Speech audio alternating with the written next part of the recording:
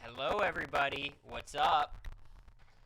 You guys missed a legendary crash out. And by legendary crash out, it was me going, It's me trying to help and you being like, please stop. Stop. you should know better. Mike, it's 1 second.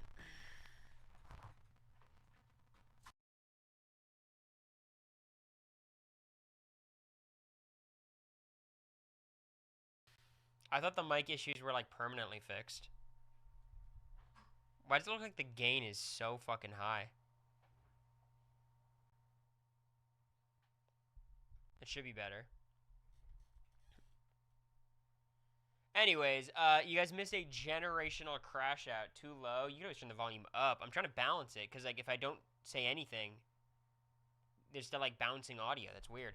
Anyways, I am furious. I'm fuming because TikTok's a stupid fucking app.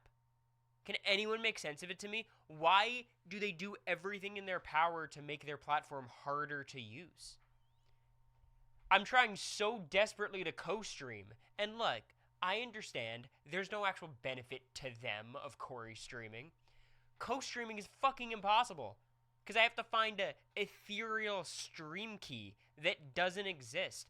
I'm very confused because I've done this in the past. I've co-streamed Twitch and TikTok. It was totally fine. Had my cute little stream key. Now the stream key's hidden. And the only way to find this stream key is theoretically to go live on TikTok before. That doesn't make any fucking sense to me. And now here's the kicker, right? Because it's totally fine for everything to be complicated, right? How is there no video telling you how to do it? How does no tutorial exist for this? Every tutorial that does exist is just wrong. It's like, go here and then click this button. Well, that button's not there. Well, you have to have 1,000 followers. I have 1,000 followers. A lot of Twitch streamers gave up on TikTok a ton of problems starting months ago. I mean, they just don't have customer support, right? That's what America was telling me. I know a workaround if you're interested. Do I need a workaround, though? I don't think I should need one. Because I've done this before. It's so easy. You just literally plug in the stream key and then you're streaming. But I can't find the stream key. It's so unintuitive. It makes me so mad. Like, it's actually the only thing in the world that gets me this fucking pissed is tech issues. Oh.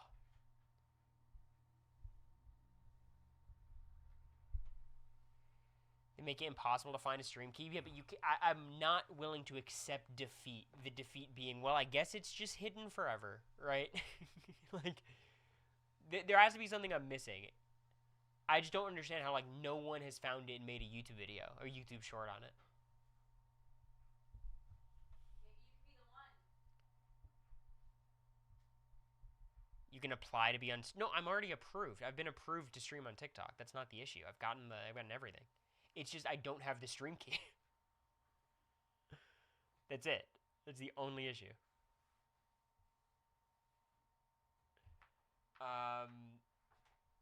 Anyways, that's my frustration for the day. But you know, we'll talk about Survivor, I guess. When's the next TikTok? Probably tomorrow, if I had to guess. Maybe the day after. But welcome everybody. Welcome, welcome, welcome. Today we have Survivor 50 starting in about 30 minutes.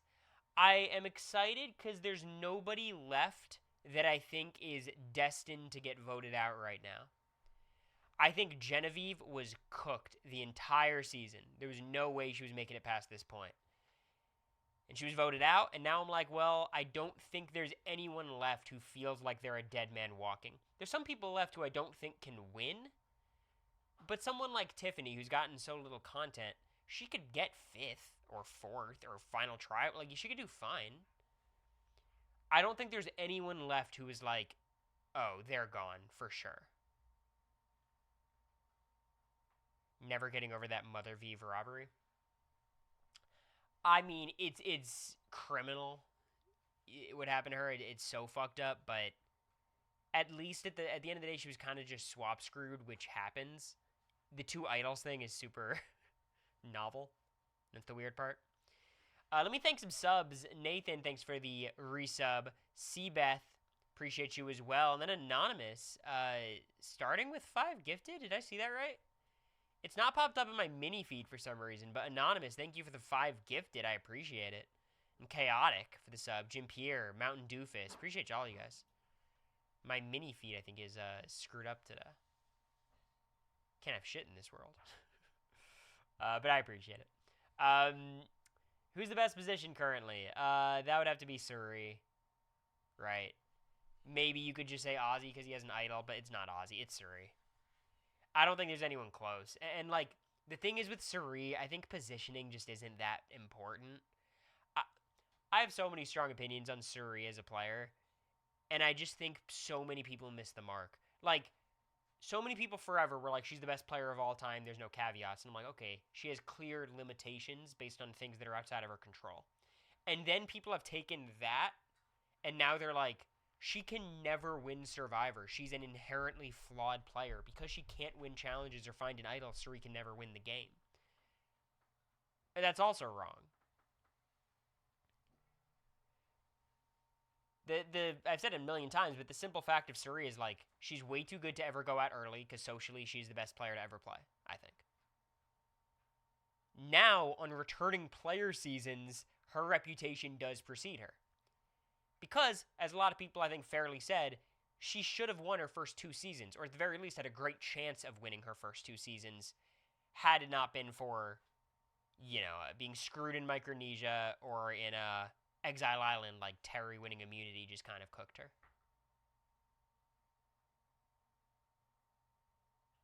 So, like, she really could have won those seasons, which shows she can win, even on Micronesia when her reputation kind of did precede her. It's just after that, we're in an era that everyone's playing in such a meta way. I do think now she's kind of cooked. The thing is, you're not dragging Surrey along. That you could do that in Big Brother. You could drag Surrey in Big Brother. There's no problem with that because she can't do anything because competitions determine who's eligible for eviction. On Survivor, you drag Surrey along. She can take out 7 of your allies on the way. And yes, she won't win the game, but she'll do a lot of damage. You might be the damage. So I think people need to just like chill on kind of overestimating Surrey, but more so underestimating her. Because I agree, she can't win, but like, shit, if you're not Ozzy, I think I want Surrey out of the game soon. Thank you, GlockMyR, for the Prime. I appreciate you. Hope you're doing well. Ozzy edit feels so strong. I'm not really talking about the edit as much.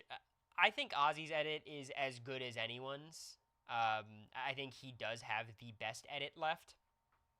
But I thought Colby's edit was incredible too. I think this season, the conventional edgic and edit reading stuff just doesn't work because it's 24 people and there's 2 boots an episode and 90 minutes. Everything is just kind of all over the place. But right now, I think the people with winning edits, Ozzy for sure, Christian for sure, Aubrey, I think Devins has a sneaky one, Rizzo has a sneaky one. Rizzo's not sneaky. Rizzo's out there. And Surrey. I'm just ruling out some of these people for, like, gameplay reasons. I don't think Surrey could win. I don't think Rizzo could win. Aubrey, I think, has a shot. Jonathan is, like, fringe. Coach is fringe. There's a couple people on the edge. D, I just don't think D's gotten enough content. She's gotten, like, some every episode, which on a cast of 24, I guess, is not terrible, but I think they would highlight D a bit more. They would have given D a lot more credit for the Charlie boot. That's what I think. Will that hidden fake idol at Tribal ever be found? Yeah. Yeah, I mean, they've shown it, like, in the Previously On 100 times. It'll happen. It might flop, but it'll happen. Let me talk about Christian for a second, because people are being so fucking annoying. Okay, this is what my next TikTok's going to be about. Not Christian specifically, but he'll be like the case study. It feels like, perusing the Survivor Reddit, people are turning on Christian for the crime of being on the screen, which I find very odd. Now, the players who are complaining about it, I think it's pretty easy to read based on who's complaining that they're just bitter. But they also have their own experience and they're interacting with the guy on the island. So like they're able like they can form their opinion. In many ways their opinion is more I don't want to say valid, but like based on more than my opinion, right? I know Christian, I've spoken to Christian a good amount and like love the guy, right? He's stayed with my brother in LA a couple weeks ago. Like we're good. So I don't even have that many problems with people saying like Mike White complaining that he's so fame hungry and wants to get on camera and is cultivating his personality. That's all like that's Mike's read on the situation. He was there, he's bitter, he gets to say his shit. It's just the fans now parroting that opinion when I'm like, have an original thought. You guys like Christian. I know you liked Christian. Every episode you come out, oh my god, Christian and Devins are the best. He's done nothing to lose that favor. And people acting like his edit is fucking Rick Devins in Edge of Extinction or Russell Hantz on Samoa or it's just not. He's been to every fucking tribal and he's been the primary decision maker in like 75% of them. Like circumstantially he should be the star of the show. If you wrote down what happens this season, just told me like the tribe's going to tribal, who's on each tribe, I'd be like, yeah, Christian's got the most confessionals, of course. You kidding me?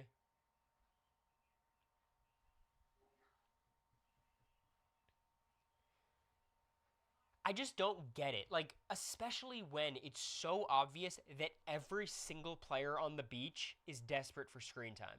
And maybe that's even put, like, desperate. They like screen time. They know how to make it. They know how to do a confessional, and they know how to build a storyline.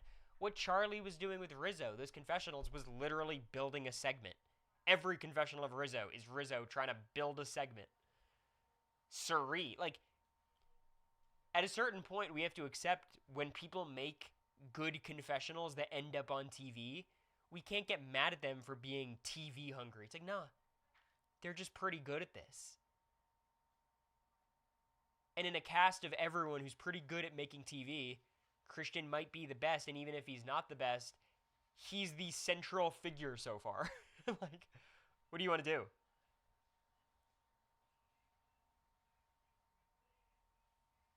It's hard to really even criticize Jenna because I like Jenna. We're watching All Stars. I think tomorrow we're gonna watch the premiere of Me in America, and like I think Jenna in All Stars is super super fun. But she's literally just like the old man asking the kids to get out of her yard. She's not even old, but you guys get what I'm saying? Like she's from season 1, and she's talking about all these like influencers. It's like you know. I'm not surprised Jenna has that perspective. I think it's fine. I think it's funny. Christian's going to go to every tribal from here on out. It would be surprising if he didn't. For sure. So something crazy would have to happen. Old woman yelling at clouds. Yeah, exactly.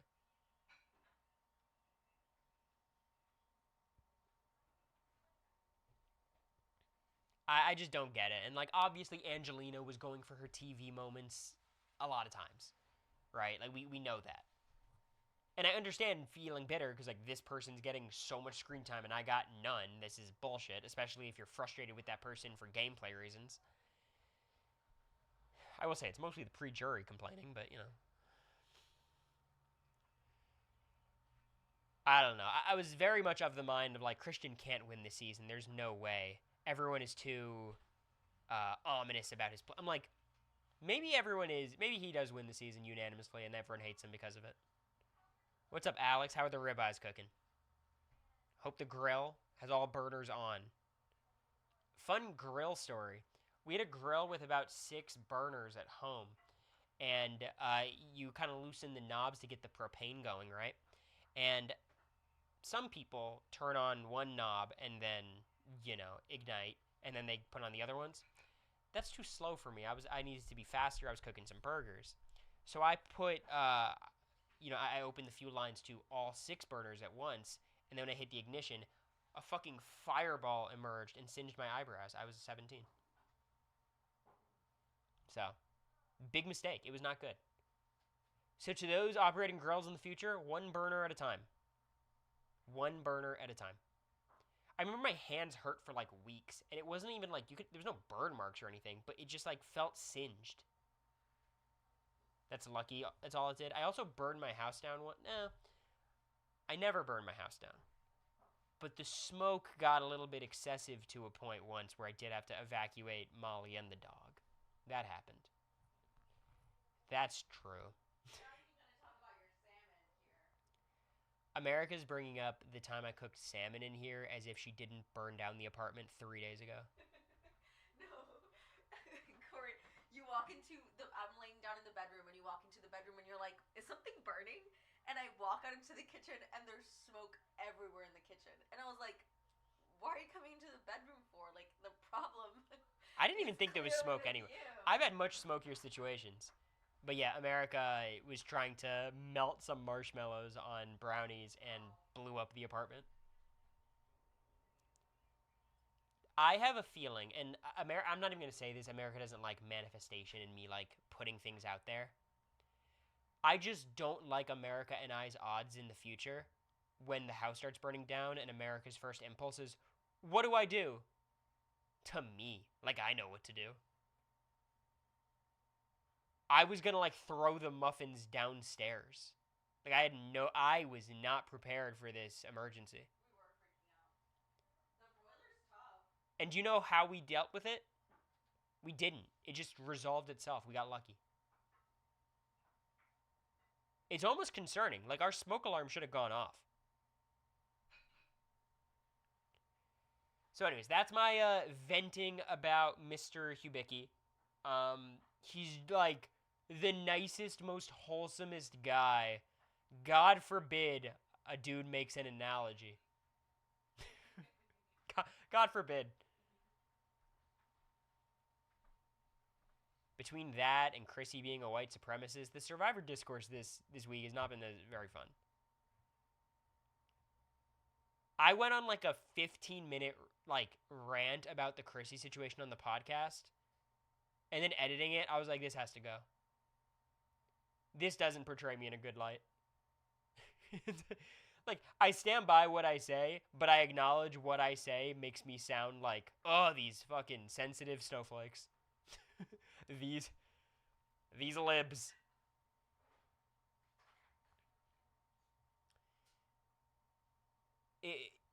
There was two cuts. That was one of them. I got like the thing is, I hate when I have a strong opinion on something, but I know it's a delicate situation, so I have to be very careful how I say it. And then sometimes it doesn't come out the right way, or like I just kind of go in circles, and I'm like, shit. I'm usually really good at talking about sensitive issues in an eloquent manner. I just didn't like how it came out.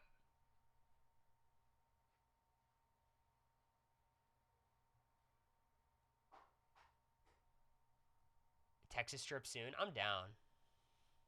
I love Texas.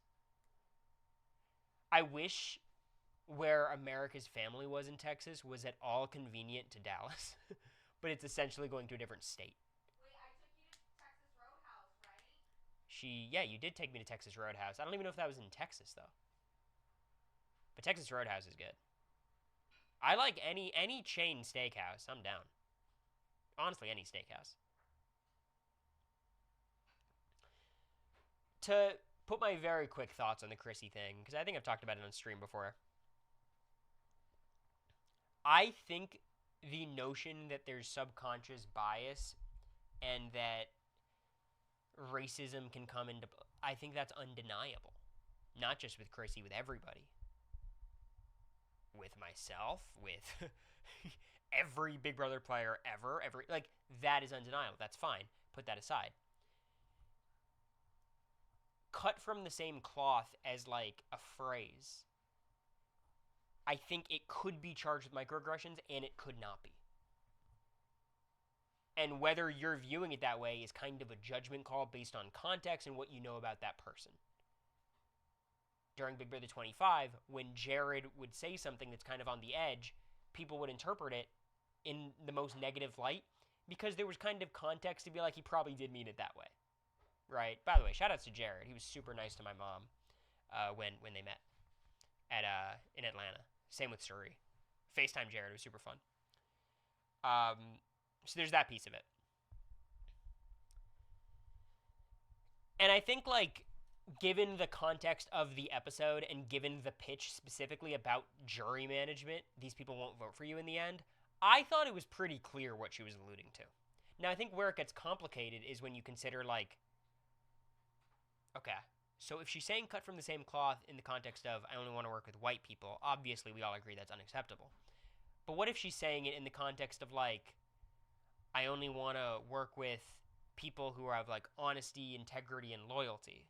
It's like, okay, well, that's not facially racial, but that could even be interpreted as, like, subconscious bias or microaggression-y. Or what if she was like, I'm talking about, like, blue collar, you know? Okay, that's also in that boat. So I kind of get, like, however you want to interpret it, there is an avenue to say, okay, she's doing it because of this reason, and that is unacceptable. If that's how you feel about Chrissy, that's how you're going to perceive that interaction. I don't feel that way about Chrissy. That's not how I perceive the interaction. Says the white man. Right? Says Heisem. Chrissy is white collar. You guys you understand what I'm saying, though, right? Like, that's not, that was the example.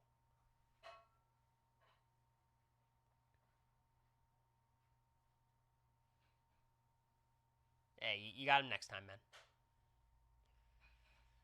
I get that people have opinions about Chrissy, but I feel that was more about a gameplay cloth, not personality. I think it makes a lot more sense. And let's be real, like, the Tiffany Camilla vibe versus the Jonathan Colby coach vibe could not be more different. We got these two, like, frenetic gamers who are there to play, and then you have the 70-year-old guys who are on, like, there's such an obvious distinction between these people. And I think, like, she even talked about that aspect of it in that same conversation. I thought it was silly. I thought it was really silly. And I don't even hold it against, like, random fans for being mad about it. Because they're, like, some things are not worth saving. Fans are fans. Like, they're going to interpret things. That's fine. Other alum calling it out and, like, posting about it and, like, grandstanding, I didn't like that as much. I think especially with some people who I'm like, do you want other people to interpret your words and actions in a bad light?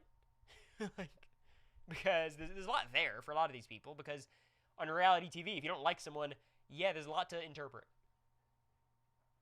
So I think that's what frustrated me more than anything else. It was like, you should know better. You seen the sneak peek for the episode? I just saw the Rizzo and Coach one. I tried to not watch otherwise.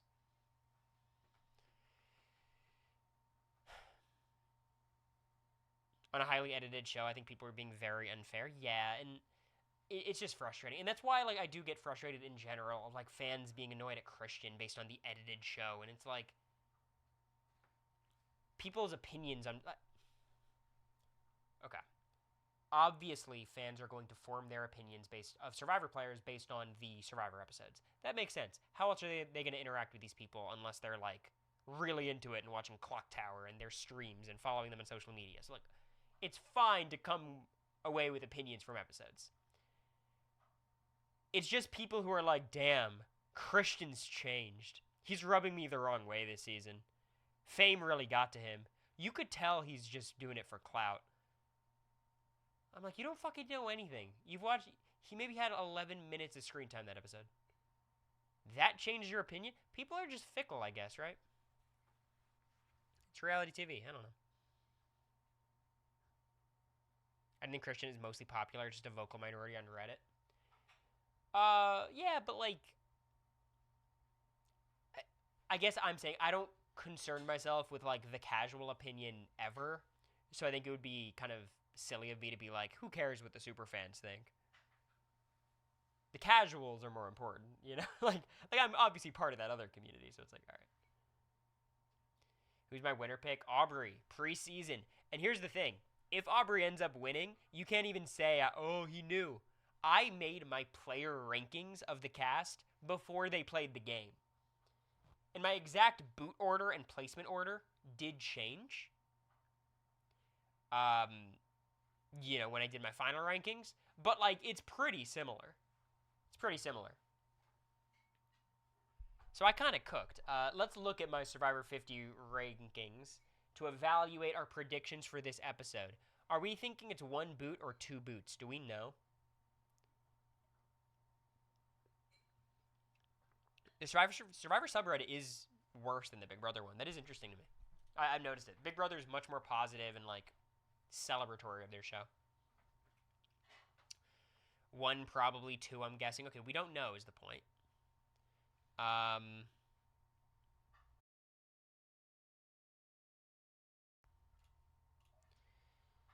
The number in red is their actual placement. The number in the top left was my predicted placement. So Mike White, this was a great call. He went the first tribal he was eligible, I think. So that's a win. Nice job, me. Q, the font choice and the color does not work as well in this tribe. But 21st, I guess 23rd, that feels pretty good. I'm kind of cooking so far. I don't know what to say. I'm kind of cooking. Pretty good. I guess I was a little bit low on Camilla. But this feels solid.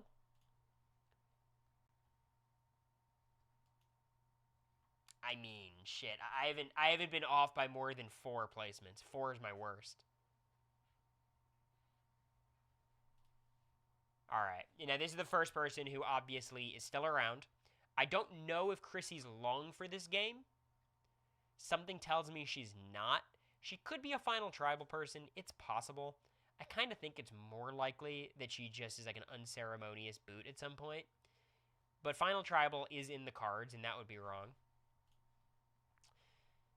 This feels good to me. I think he's gone very soon. Who? Joe. I think Coach is probably the person who lasts longer out of that whole squad. Like Coach and Stephanie. I don't think Joe. Because I think Joe has beef with like Devins. Devin's going to be going after Joe. And then Christian, as a result, is also going to be there. And like, there's just some people who I think are gunning for Joe in a way they're not gunning for Coach. D, she actually looks to be in a better spot than I would expect. I do think she's in trouble, though. Losing Camilla's not good. She's kind of losing Jonathan as an ally. Apparently, they're going to fight today, it seems. So I think D is going to be voted out pretty soon. So I could be pretty good on this. This is off. This is the first one where I feel confident I am off by a large number. I think Ozzy easily gets into single digits. And then beyond that, is he like a 7th place type boot? Is he a robbed goddess, 4th place, 5th place? Or is he a winner? Like, I was just wrong on Ozzy. So we'll see. Damn, I nailed this shit. I called him the Yule of the season. Winners at War Yule. This was perfect. He technically got 15th, right? But that's pretty good. I was feeling bad about this the entire season, but we got there, I guess. Thank you. This still feels good to me. Emily could be the boot tonight. I wouldn't be that surprised. It feels like a compromise, like we're going after one of Christian and Devin's number, but we're not going after them because they might have idols and, some sort of situation like that. She's connected to Ozzy, though, which gives her a bit of a storyline, so maybe she lasts a bit longer. Christian's my goat. I'm with you, Alex. I don't know about Emily, but I enjoy Emily. I think she's been great this season. Angelina. All right, this one wasn't great. I should have guessed this, to be honest. I think this was more predictable than not. This is a miss.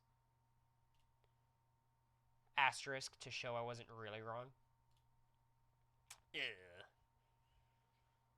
Yeah, I mean, it's not my fault that Charlie became a bad player overnight. I don't believe that, obviously. I just think Charlie was in a tough spot. He had a big threat level. I think his gameplay style works better on the first season than a second. His whole, like, unassuming, likable, I don't want to say vanilla, but, like, vanilla, parentheses, complimentary style. Like, I think it kind of gets outshined on a season like 50 with so many huge personalities who are running around. Stephanie might make it further than this, but I feel like this will be pretty close. This feels fine. This feels perfect. And then I have this side kind of winning out. So Rizzo, Tiffany, Suri with my final 3. So the impressive thing about my rankings, my final 9 are still around. My final 9 are still here. So there's a chance I go perfect. Again, I think Ozzy's my biggest problem with that theory, and even Chrissy could get further than I expect. So that is where we're at going into Survivor 50. I'm going to make one prediction, and then I'll make a second prediction in case there's 2 people. So let's see. I'm going to rule people out. Will I rule Chrissy out of getting voted out? No, I will not. Joe, I will not. D, I will not. Ozzy, I will. Emily, I won't. And then I think everyone here, I think, is fine this episode. Yeah, I think everyone here is fine. So it comes down to these 4, right? Those 4 being Emily, D, Joe, and Chrissy. Who do I think is most likely to go here? Okay. My prediction, my lock-in prediction. Don't mention Kalshi in my chat because I hate it. And also, there might be, like, insider trading. I'm going to time you out as a lesson. Even though you didn't do anything wrong. Honestly, it was more so other people don't see it and interpret it as, like, a pseudo-spoiler.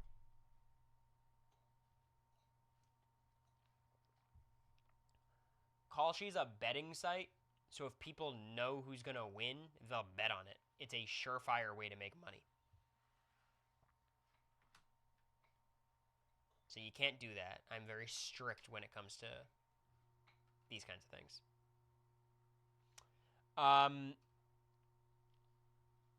So Donkey Kong, exactly. I'm going to go with Joe as my first boot. I think Joe is on the wrong side of the numbers, I think. I think Christian and Suri's coalitions kind of grouped together to vote against the old school people. I think Joe is viewed as the most menacing of all of them. He just played. He just did very well. On top of all of that, he's got beef with Devins. Him and Christian are not super tight. Him and Suri are not really tight.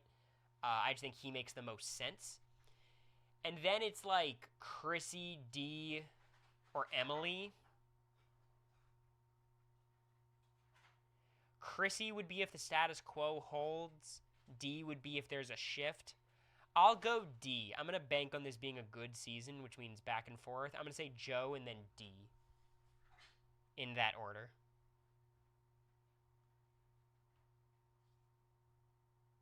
I do not regret betting like 20K on Savannah winning 49. How much did you get for that, though? Yeah, how does it work with pre-recorded shows?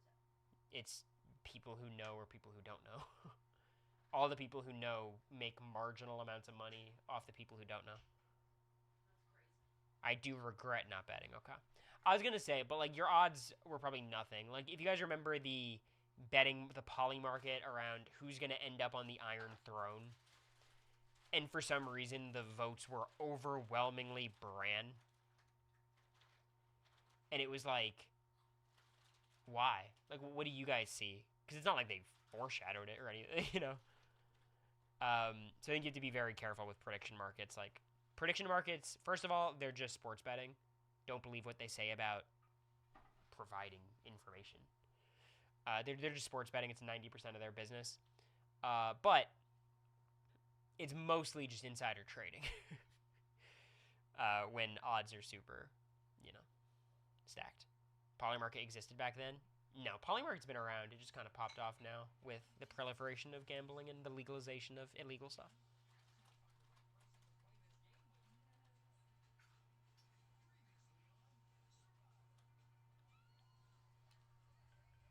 I'm starting to think Rizzo's getting the robbed goddess edit.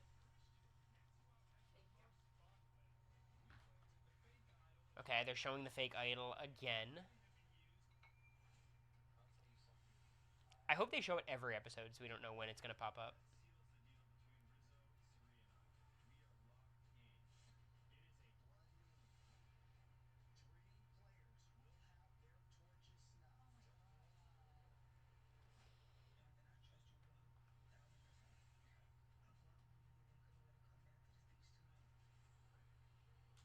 I mean, Jonathan made the right call 100%. Like, you think Tiffany and Camilla give a shit about Jonathan?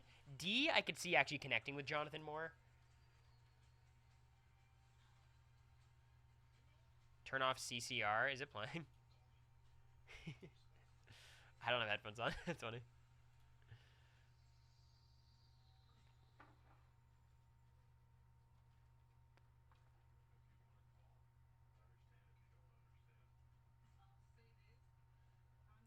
That's just the dryer or the washing machine that's super loud, right? Yeah. Okay.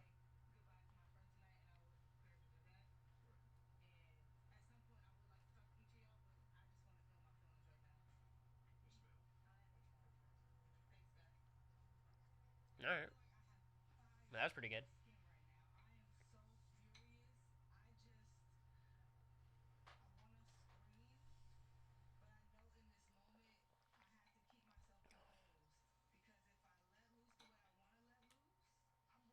I feel like she would let loose more on 46, but that was also because Q was there.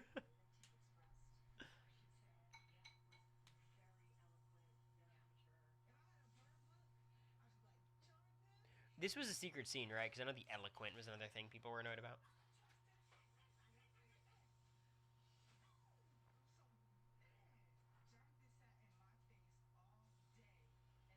Maybe Tiffany goes tonight. Nah, I don't think so.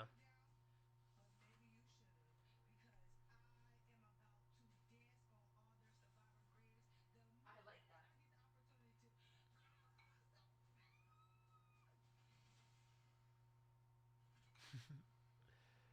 I was not that mad about anyone going.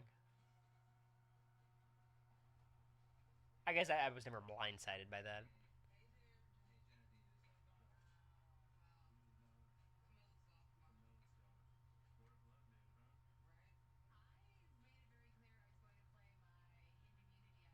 I love that from Aubrey.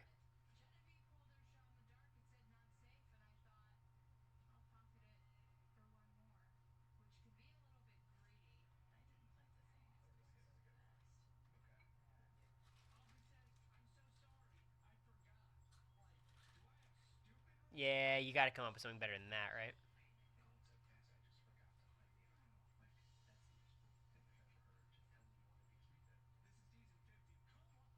I think you just say like after she played the shot in the dark, I was like, ah, it'd be silly.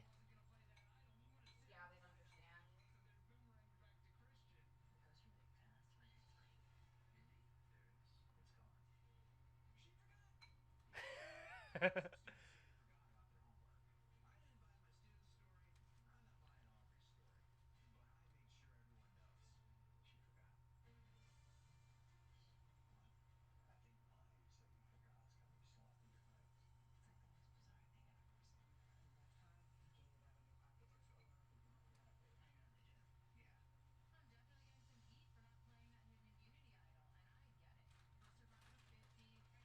Yeah, that was insane that that was her play.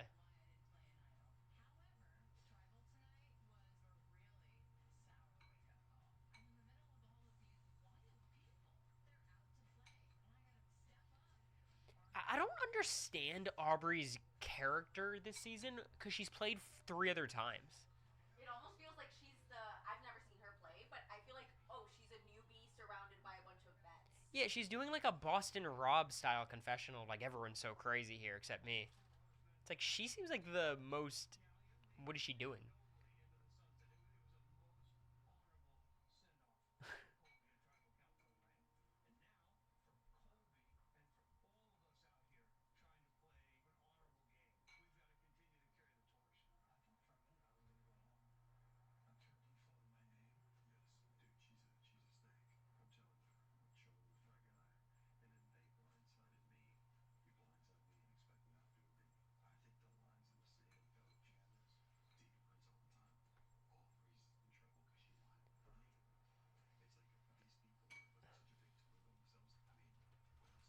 How do you handle America being evicted in All Star season? Both of y'all on?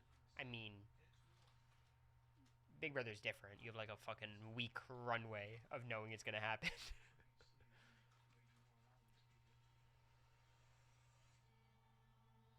How would I react to her being blindsided? I mean, I'd be bummed, but you guys know me. Like, when I was blindsided with America, I was immediately in game mode.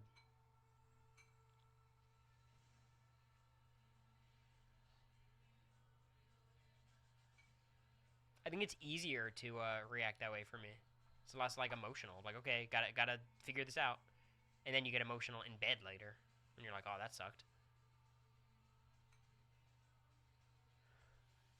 It feels different without the Stephanie and Suri fan in the chat. I'm sure you guys are missing them.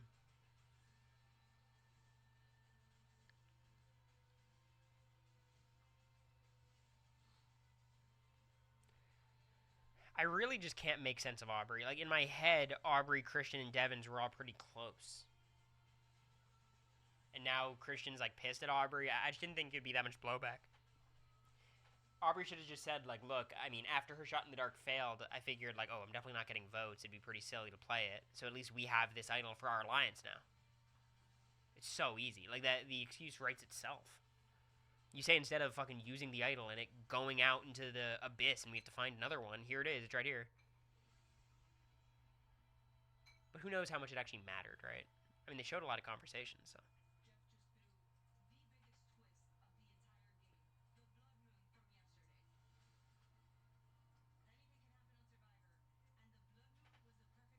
I think D's gonna go home. I feel good about that.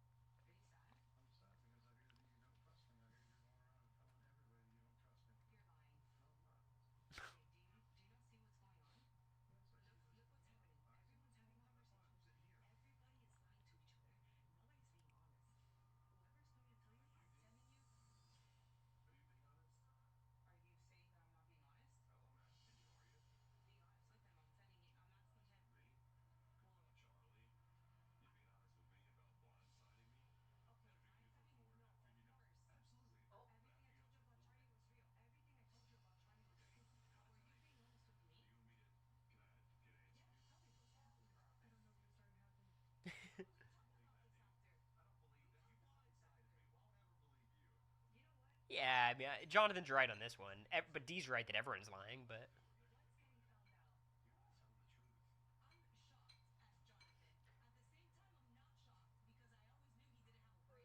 What D's doing is kind of pissing me off. It's a pet peeve of mine. I'll explain it in a second.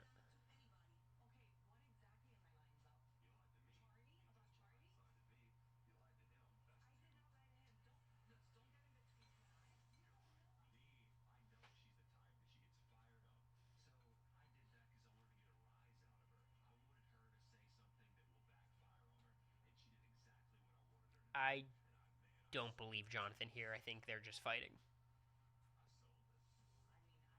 They're just arguing. I'm sorry. Jonathan's not a mastermind. Yeah, like what can she say? They're just bickering. Like, I mean, what D did that pisses me off is when she's like, everyone's lying. It's like, of course. And we know when I'm calling you out in your lies, I know that. But you're the one who was caught, not me. It's not hypocrisy. It's the game. Like, Oh, did you hear that? yeah.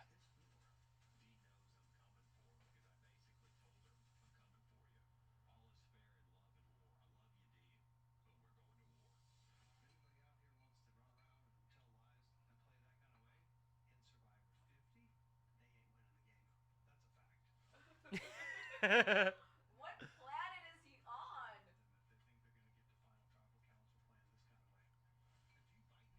Look at his audience. I mean, Joe's nodding, probably.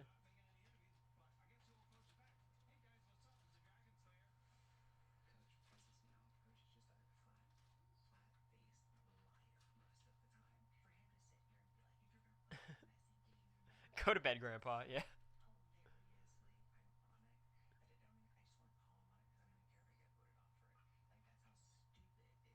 Do it.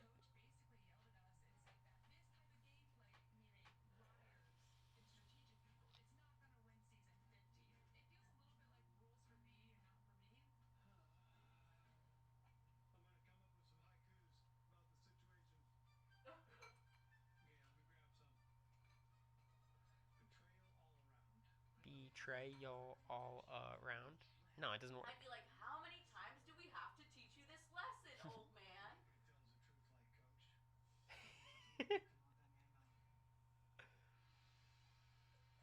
Nobody tells the war has been declared. That works.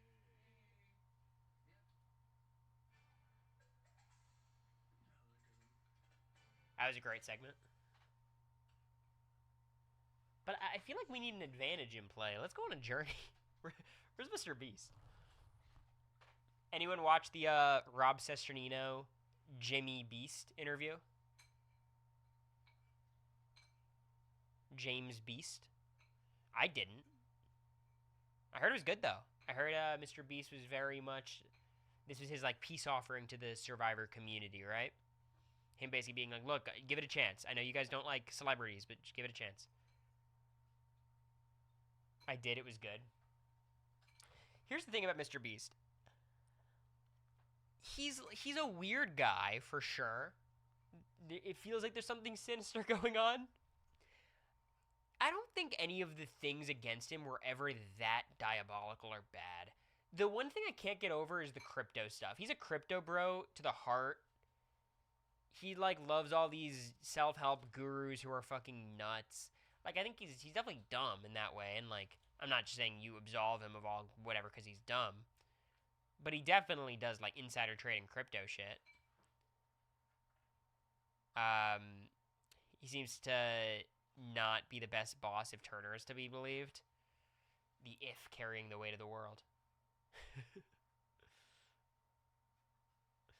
I mean, look, why would Turner lie, right?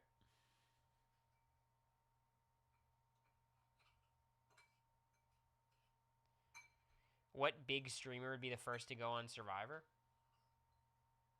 First streamer, I mean. What's her name? Do you know Jen Penn or something like that? Are you talking about the rumored one who's supposed to be on BB? No, she's supposed to be on Survivor. I think she was rumored for Survivor. I thought there was an influencer rumored for Big Brother, but I think it was Survivor. You're right. The meme of Survivor 49, right.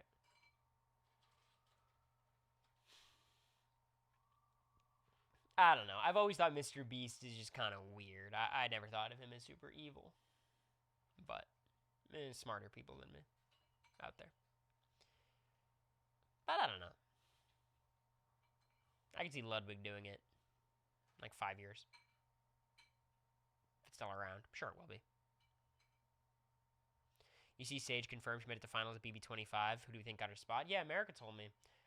I didn't think Izzy. I think Izzy's pretty unique, and I think Izzy might have had her spot locked in by being a huge Survivor fan. It's me or Riley. I think it's America or Riley. I don't know. I don't watch 49, so I don't know what her background is. But if, like, what does she do? What's her job? What's her? I'm not sure. I just know she's brunette, and like that's how it works. It's essentially like who are the other brunettes or like blue-eyed girls on the cast.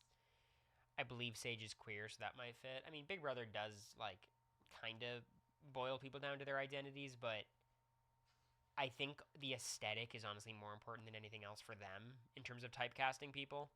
I don't think it would replace America because I think America replaced someone. No, but not like that. But like, were we in the running for the same spot? She was in finals. We could have gotten cut at the same time. No, of course, but someone got cast over her. You know what I mean? And you did not get cast over her because you also got cut. I get what you could have been the same person. It's possible you both got cut for the same person, I guess, right? And you were just like ahead of her in the pecking order. Oh, he's gonna find out Colby's gone.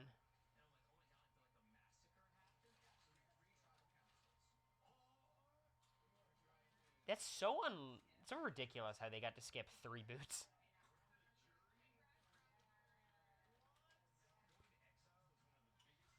Yeah. How did he get it again? Oh, just that random thing, right? Mm-hmm.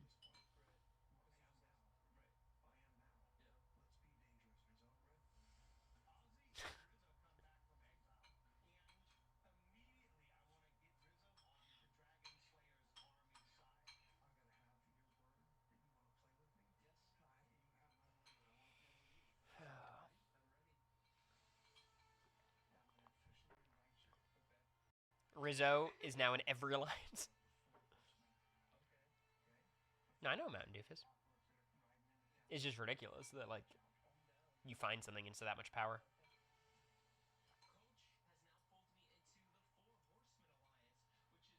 Four Horsemen was the fake alliance I made up with Jag, Matt, Suri, and Felicia.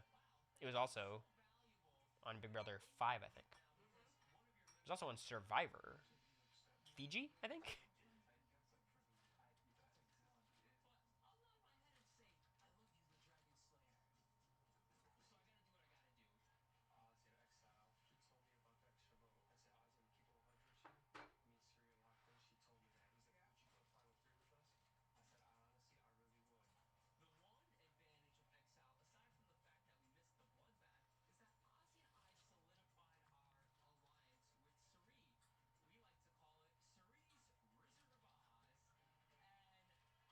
That's not very catchy.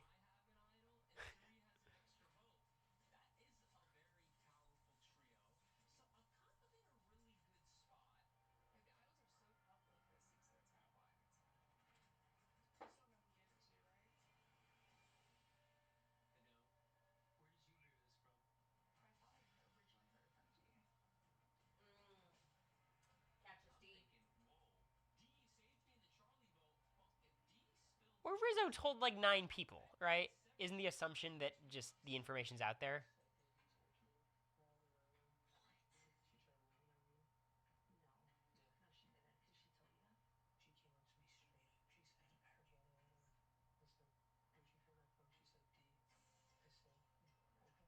Damn, D's getting her shit blown up this episode.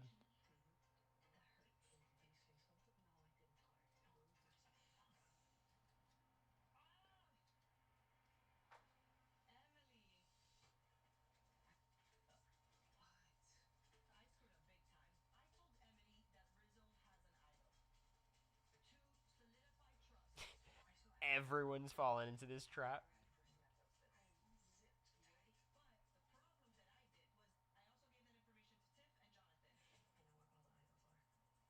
They did show this last time.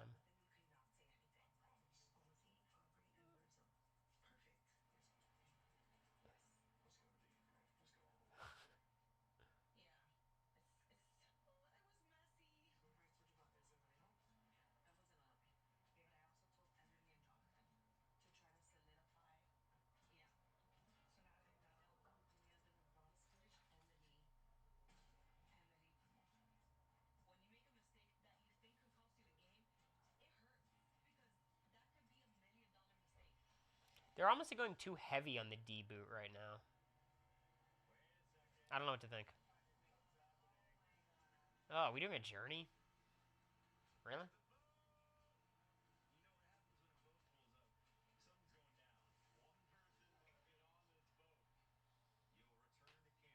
It's just a journey? Why? ¿Por qué? I think it's so funny how in the earlier Survivor seasons they all come in bikinis, and now these are like seasoned vets. They're wearing layers on because they know it gets cold at night. Well, so what people have said is they give returning players more deference to choose, and they let them wear more shit. And also the anti-cuddling stuff, because they're not allowed to cuddle anymore apparently, so they're giving them extra clothes. What's the cuddling stuff? Well, after season 39, which kind of coincided with, You yeah, have mentioned some of the stuff. Stephanie's going. How'd they pick her? I think that's only good for Stephanie. They did random draw. It makes sense for Stephanie to go. I mean, obviously it's all luck, but from her perspective, it's like, what is Stephanie's vote doing in the grand scheme of things at the final 13, final 14? Like, she has the chance to get some advantage. I would take that risk if I was her. Kind of hard for a player like that to gain a ton of agency and like win equity. So, you know, I think if you're in a decent spot, fuck it, I'll go on a journey. Anything to raise your threat level a bit. Yeah. But Emily's fun. Like Emily keeps the information flowing. I think the issue is if you're a passive player who shares a ton of information, you can get in trouble very quickly. Because you're passive and you're sharing information, there's only negative stuff about you, but Emily is going to continue talking to D and mend it, and like, you're going to then tell her something else, you know? But that was an interesting start to the episode. The only people who are even on their radar of like they could be in trouble is D. They gave Tiffany a bit of content, Coach a bit of content, but I don't believe Coach is in trouble. I wouldn't even mind if this was just like a D downfall episode. I think it's fun for such a dominant winner, you know? I feel like the advantages keep going to the same small group of people. I mean, I think this is different because Stephanie, you'd think, is with the old school people, Coach and Chrissy and Jonathan and them. Whereas I think all the idols right now are with the nerds. The nerds and Ozzy. I thought Rizzo was going to have a secret idol this season. That's not how he plays. I love how Rizzo uses idols. I think that's how I would use an idol. I've talked about it for a while. It's the same thing if I had, like, the deepfake HOH. Like, you try to keep it a secret, I guess. But I think it's more powerful telling everyone I've got an HOH. I've got an HOH next week, so... you essentially get to have that 2-week HOH stretch that people used to have week 1. Could Rizzo turn on her? Yeah. I love what Rizzo did, too, just going straight to D. And saying. Because now D is much more mad at Emily than him. And he could just say he believes her. Generally, I think I would play very similarly to Rizzo on Survivor. I don't know if I have the same extroversion and, like, social butterfly charisma in that way. But I do, like, okay, comparing me and Rizzo as players is hard because you only see Rizzo in the edit. I think I am a much bigger threat in terms of, like, winning jury votes because he has a more understated, I think, play style, and he's more of a social player. I think I'm more of a strategic player. I think he is just more charismatic and social, which I think is ultimately the most important thing in any of these games. So he could get to the end, whereas I probably can't get to the end, but I'll win in the end. He might not win in the end. That makes any sense. But the way he's using the idol, like, that's how I've thought about using idols in the past, is like,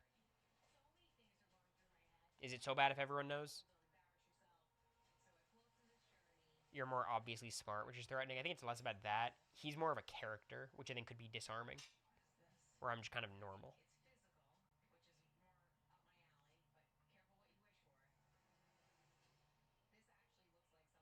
Is this just the raising your hand thing? It's just the raising your hand thing. Okay. Well, this has... Yeah, she'll be great at this. This can be boring as shit for a journey, though.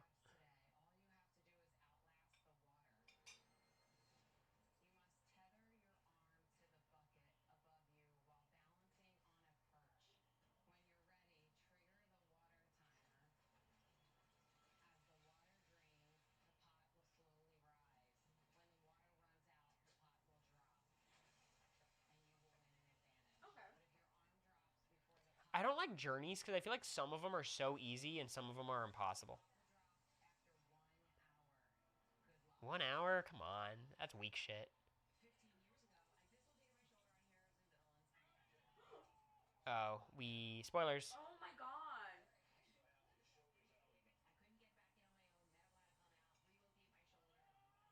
She has 2 shoulders, though, right?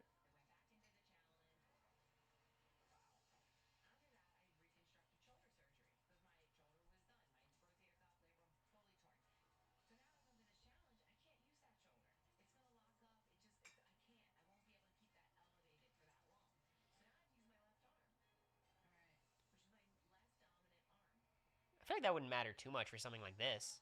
Using your weak arm. Can you support your arm with your other arm? Probably not.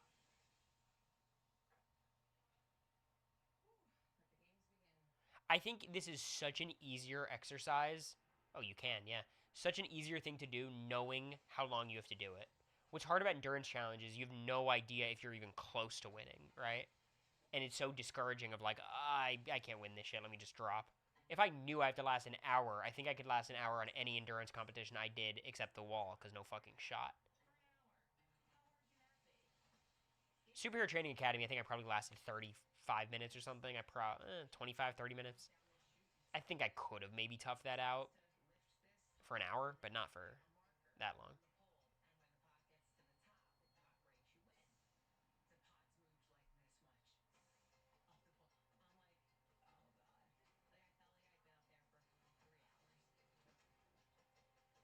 We were not canoodling.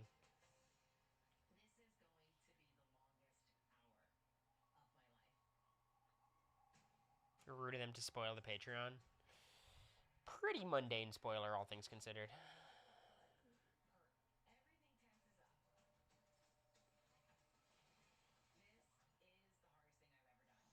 No, it's not. I refuse to believe this is the hardest thing Stephanie's ever done.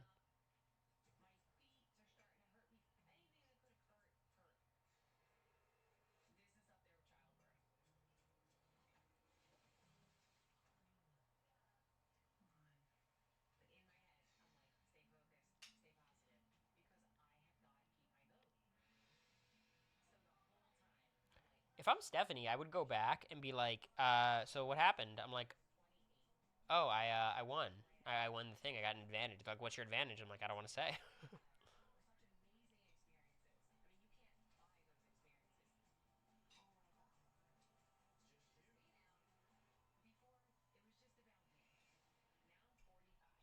How the fuck did?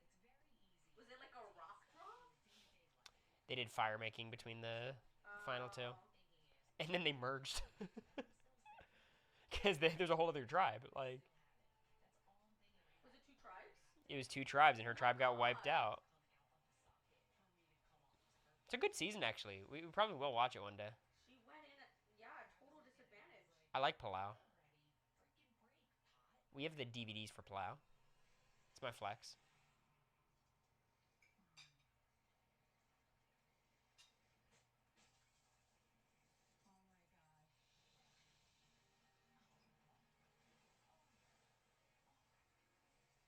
Nice job. What does she get? Vote steal is my guess. Or is it going to be like the Jimmy Fallon Idol Nullifier Plus?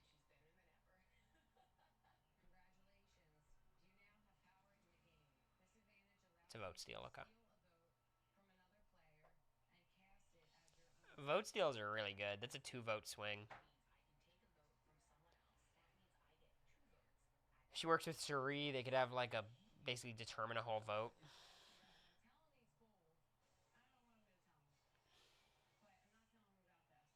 Yeah, I don't think you can tell him about a vote steal because it doesn't. It's not like immunity in and of itself, so you can't like you'd be encouraged to vote out Stephanie to get rid of her vote steal.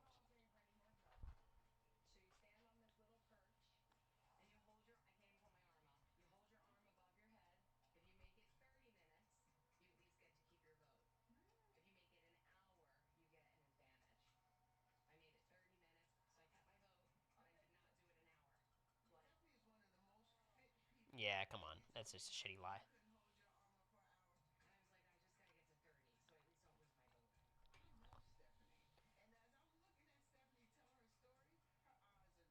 I mean, Suri's called out Stephanie on 1,000 lies.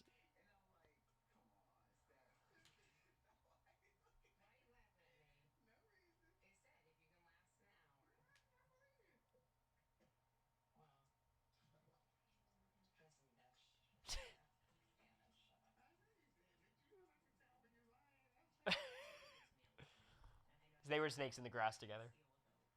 And Suri clocked Stephanie instantly, and the game just ended. Wait,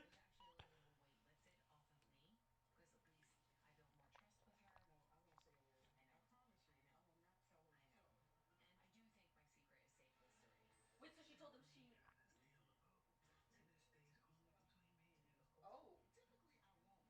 No, she's all in on Rizzo.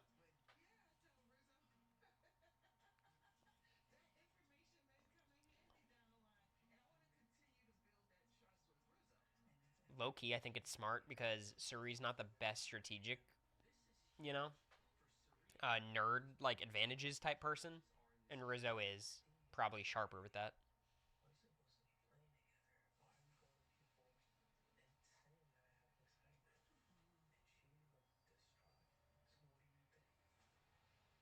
mean, Suri likes D.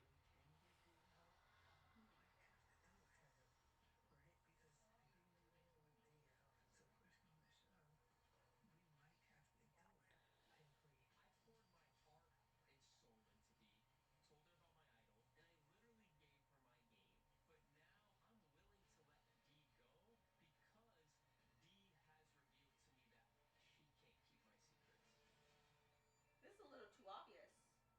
Yeah, I mean, it's a D downfall episode, so I'm Maybe she curious. wants immunity. A D immunity makes a lot of sense here, honestly, and then it's like panic. What the fuck do we do? Yeah. I could see Emily still being in jeopardy. I actually kind of like Emily as a boot here. I think that makes some sense to me. Not enough Christian this episode, though. Come on. We're some Christian content.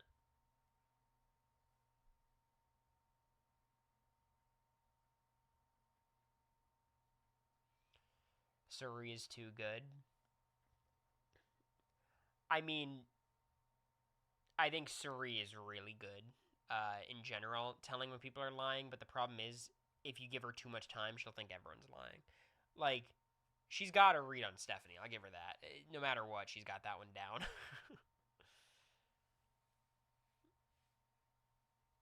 I appreciate Suri so much more after watching her on the live feeds. Just amazing. Yeah, I respect anyone who's willing to do that. Like, I think you're really putting yourself out there as a strategic player going on Big Brother. Because I think most people's opinion of Suri as a player dropped after watching Big Brother. And she got fifth and dominated a lot of the game, right? I think it's just like a very vulnerable place you're putting yourself in where, like, people get to see you make dumb choices 24/7.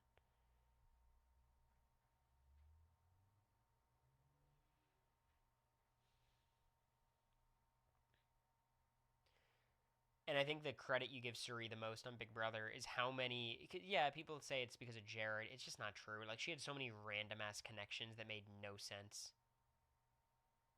Like, her and Matt being besties, her and Red being besties, her and. Obviously, her and Felicia. Izzy and Jared, I won't count. Is that it? Is there anyone else who was, like, really, like, in her pocket like that? Heisem, for sure. Riley, for sure. Yeah, no, it was everyone. It was everyone except, like, three people. Fucking Cameron was in her pocket. It really is everyone. Y'all would have worked together if not for Jared. I don't know. Probably. But, like, it doesn't strike me as Rizzo's gonna cut her at the last minute. No, he's down. He seems pretty down. Maybe he's thinking it'll just happen. Blue, I wouldn't give Suri credit for Blue. I think Blue was there because of Jared. Blue is even closer to Izzy than Suri. Suri never liked Blue. And then when it come down to it, I think Blue would have picked Matt and Jag over Suri. So, like, I think she actually failed with Blue. That was one of her only failures, but it didn't matter because Blue never won anything. Maybe if you told her about Zach week 1 or 2, none of that would have mattered. There was no room for me in their endgame because there was too many totally useless people for their endgame. That would have been better. Did Blue actually think Felicia was Jared's mom for a minute? She says no. I think yes. I mean, we didn't see feeds. Yeah, no, I've asked her this specific question. She says no. Of course. So, take that for what it is. I bet Rizzo watched feeds. Yeah, I mean, I'm sure he, like, follows it. I don't think he's, like, a big feeds guy. Most people aren't, like, even the big fans.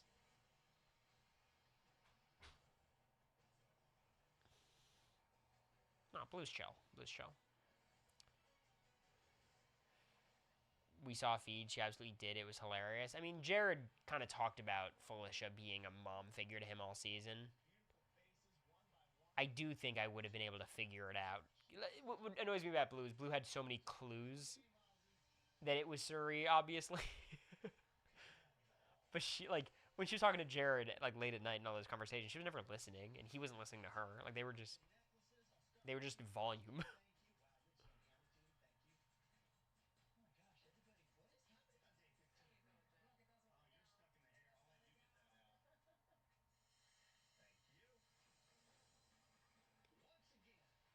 Yeah, I think America clocked. I think D wins immunity here.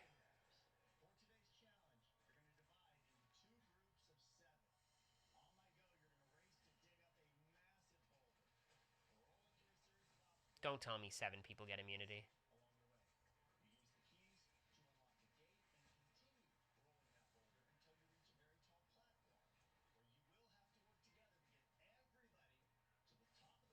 Don't fucking tell me 7 people get immunity.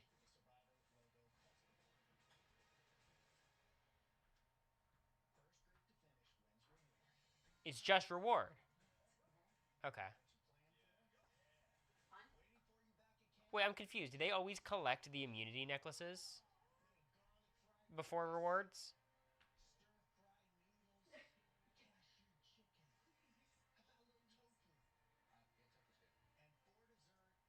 It's not a restaurant? They better not say fortune cookies. Is that a Chinese take? I guess they do have like sheet brownies. There we go. Okay. I'm down for this. This is fine.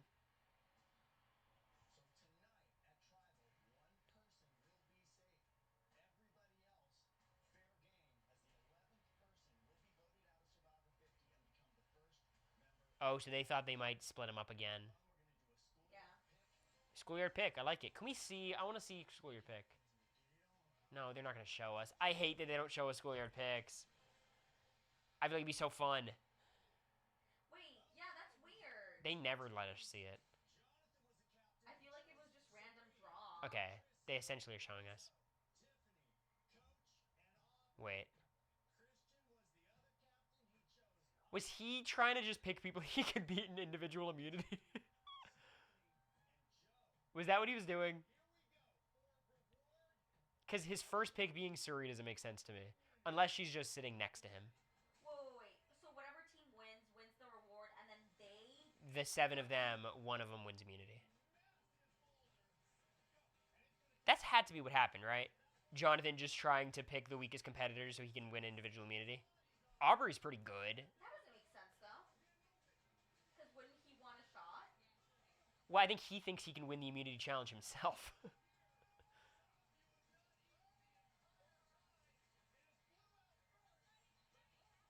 I love this challenge, though. Big ass ball is fun.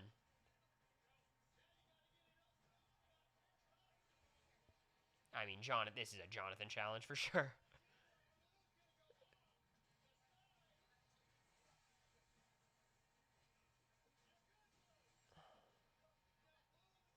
I'm getting suspicious by them not showing pink.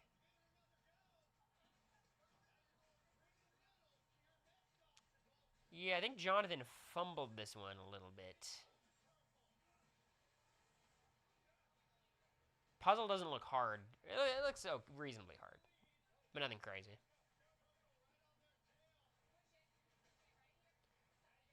I swear to God, Jonathan losing this challenge drops him for me in my player rankings. If he can't win the pushing boulder tribe challenge, what are we doing? He seems spent. Well, I'm sure he's the only one pushing. Like, Suri's probably pretty strong, all things considered. I don't know how strong Coach is.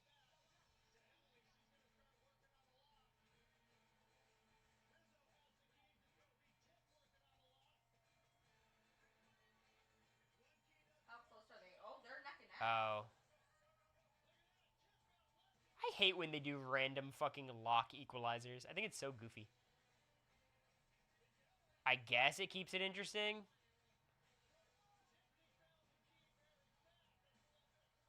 Yeah. It's literally her last one. She didn't even screw up. That sucks. I think people underestimate Rick's strength. He's a big guy, right? Even if you're not super toned. By the way, y'all see Rizzo versus Wendell? Rizzo hooping? Rizzo's handle is kind of nice. He's got some sauce. Come on.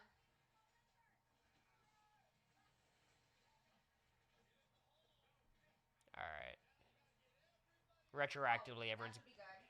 This is just Jonathan. Yeah, I think you just do it with Joe now. Oh, come on, Suri. Oh, Suri's got it. Yeah.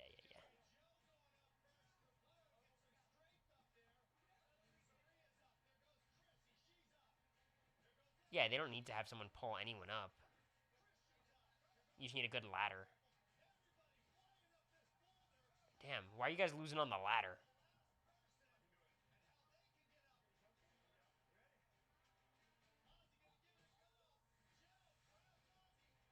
That's pretty good. Jonathan's tough, though. That guy's fucking heavy as shit, though. Like, how can someone pull him up? Oh, doesn't need new ones. Right.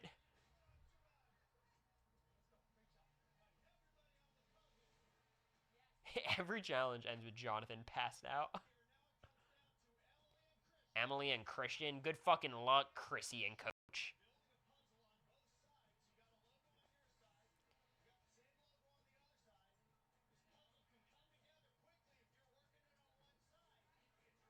Rizzo flung Jonathan up that ball. Yeah, that was pretty impressive.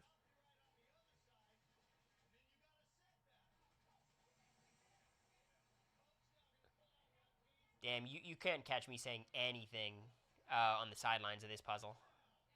Can't believe they got Coach on the puzzle, though. Is Coach good? Chrissy, I know, is pretty good.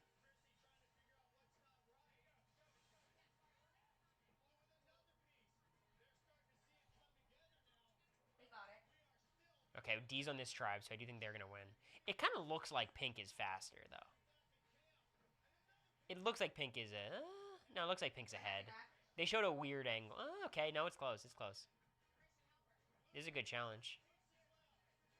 Oh, blue wins. Okay. So, yeah, America's Edgic, D winning. Immunity is still alive. Oh my god, they're neck and neck.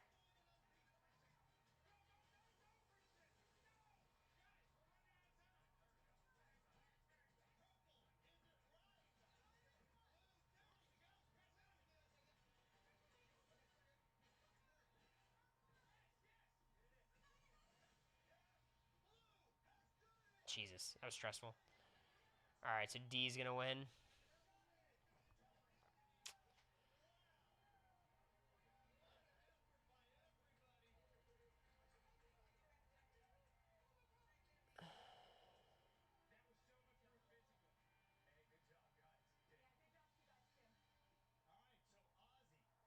Doesn't feel as bad just losing a chance at individual immunity.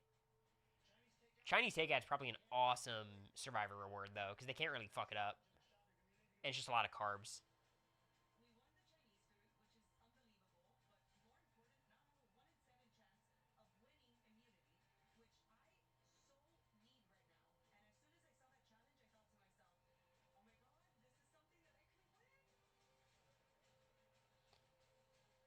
If both sides of the puzzle have to be correct, why does no one stand on the other side? Is production there and doesn't let them? Well, the players have to stand on the players have to stand on the mat. Brownies, though, after Chinese food, I think that's a thing because like a lot of these Chinese takeout places have just very microwavable desserts, right? Um, like I remember our old Chinese place had just like Dixie cups, the little like you know, just vanilla ice cream things you buy at the grocery store, and I'm sure they bought it at the grocery store. Way too heavy. I don't think that's the concern for them. We just get the fried donuts. That's more of like an actual legit Chinese restaurant then.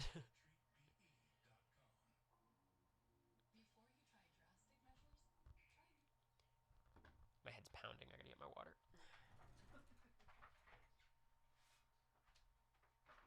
It's been 4 hours.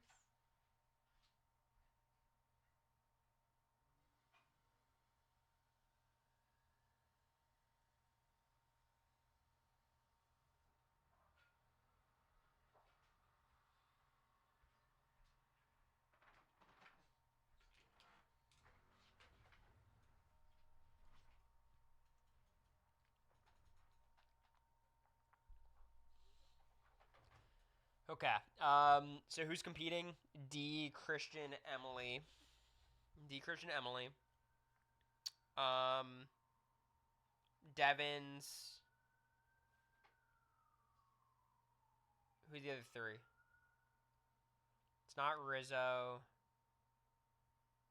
It's not Jonathan. Joe.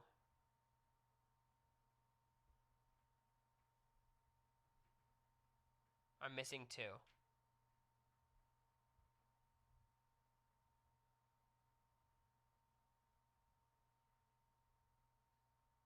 Stephanie? Is Stephanie there? And then one more. Ozzy, sure. Ozzy and Aubrey, no Stephanie. Okay. That checks out. It'd be fun to see Ozzy win immunity. Just get back into it. Christian getting a second immunity would be fun too.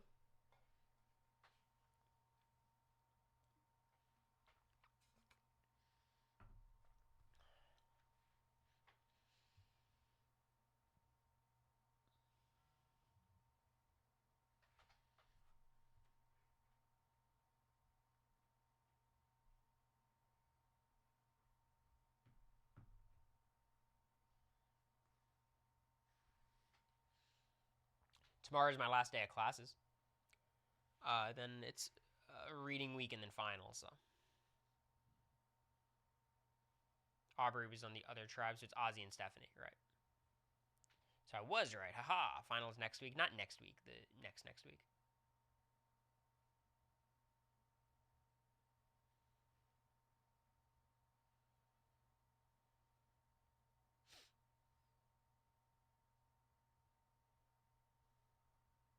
Here we go. Alright, what?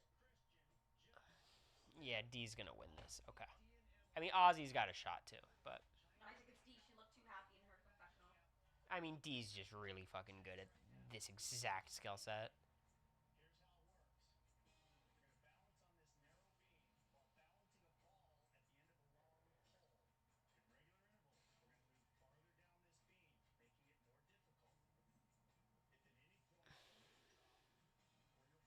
I wonder where they find time to do confessionals with these one-day cycles. It's got to be crazy.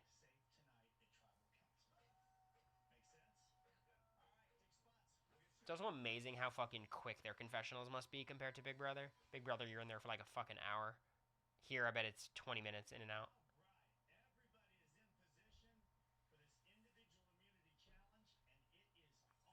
Yeah, my money's on D here. Are you kidding me?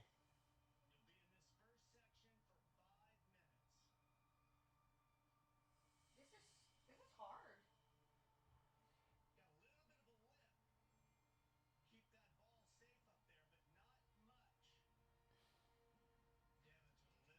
Well, Devin's not winning this shit. I would be horrible at this. My shaky arms, bad muscle endurance, everything.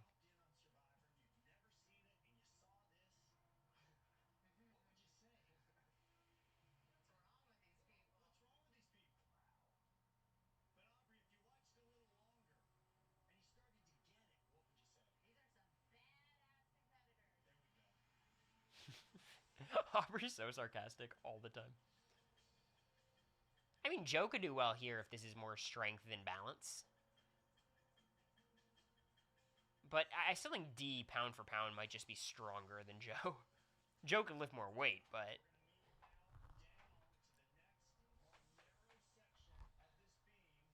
if the pole's not too heavy. No, it's like ants, you know? Stephanie will be great at They're this, so too. much smaller, but they can lift, like, how many times they're... This is honestly a good set of competitors for this challenge. Because Stephanie, I feel like, would probably be top 3 here, too. Stephanie's probably still sore. Probably does play a role, yeah. I mean, it's the same day, basically.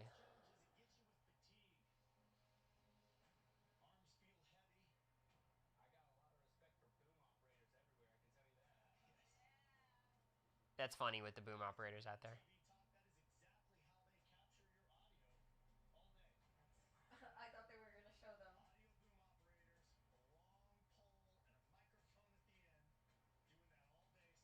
Come on, give us a shot.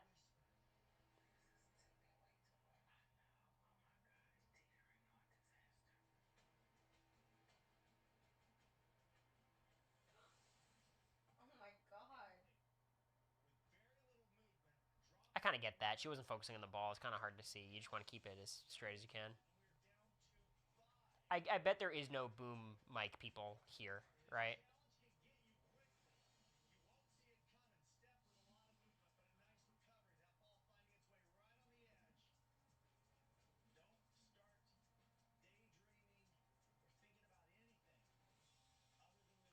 Has Ozzy won an immunity challenge since South Pacific? He didn't get one in Game Changers. He was only there for like a couple days. Did he even get one in South Pacific? I assume he did it 5, right? He probably won Final 5. Because otherwise he was just at Redemption. Oh, Stephanie's cooked.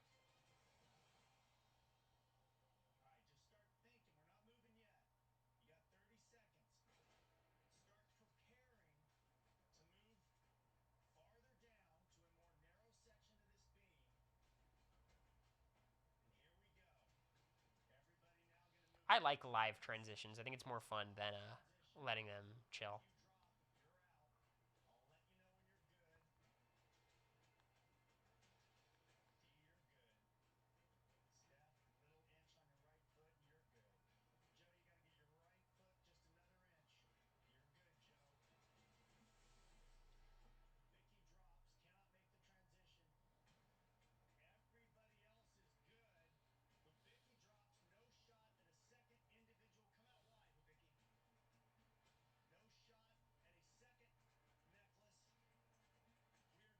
I kind of don't like Jeff calling him Hubicki. I think it doesn't roll off the tongue. If he called him Chubicki, I'd like that more.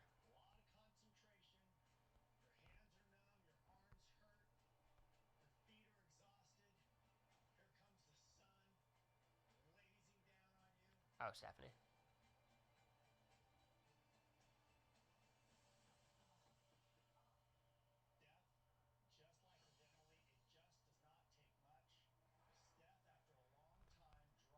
Yeah, it's Hubicki. He's saying Hubicki instead of Hubicki.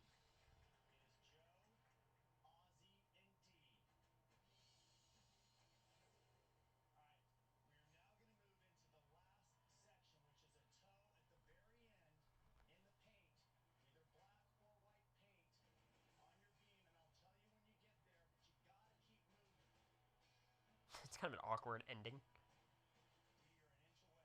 Dee's got it though.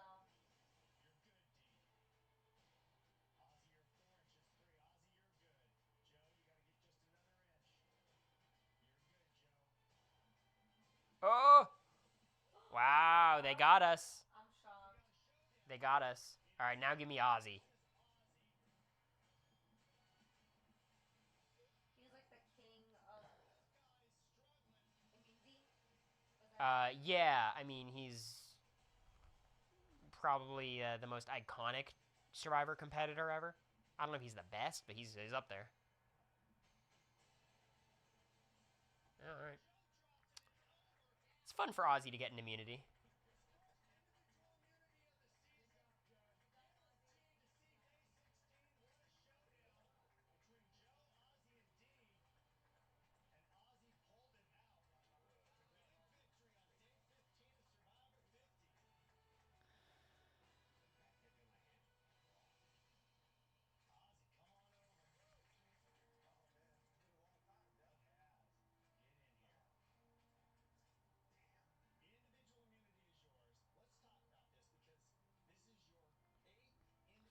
I mean, 6 of them were in Cook Islands, probably.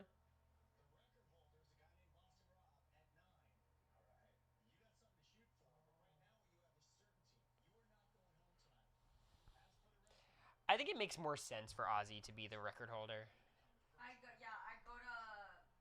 camp back at night and be like, come on guys, please let me have the next one. Please, please, please, please, please. Like, Rob's a great competitor, but I don't really associate Rob with being, I had no idea.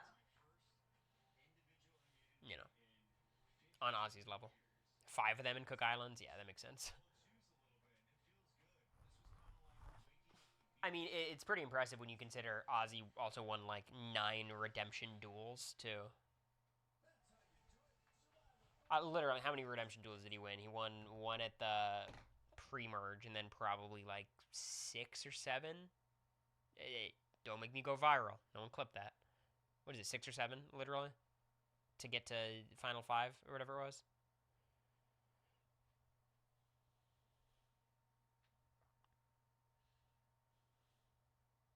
He probably didn't win any in Game Changers. I mean, he went out pretty close to the merge. He maybe made it like 2 votes. People forget how athletic young Boston Rob was. Well, Boston Rob was like perfect build for it too. He was super quick and scrappy and excellent at puzzles. I think that's the legend of Boston Rob that America doesn't even know about. He's like probably a top 2 puzzle person in Survivor history. Boston Rob won a bunch on Dondi. Does that count? No. But his BB unlocked does count. I give him points for that. I'm trying so hard to make a joke, but I can't think of one segment from BB Unlocked. What? Wine or no, because he didn't take part in that one. With it, or Gadagi with it. But what did he take part in? Like, what was like the ones that were hot or not? Who? Oh, not HOH. It was. I cannot remember. Yeah, it was like this or that or something. Slay or nay. It was something like that. It was hot or not? It was hot or not. Okay.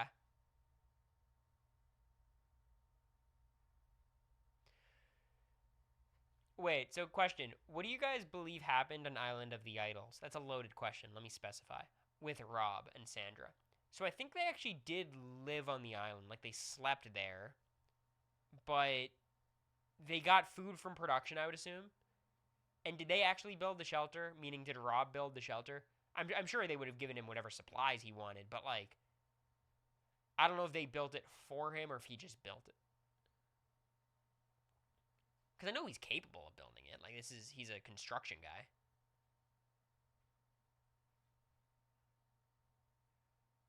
Think he actually built it? Maybe. I mean, you got nothing else to do. You get unlimited supplies, right? Maybe. I don't know. I don't think he built it. I don't think so. It's my theory, but who could say? Who could say?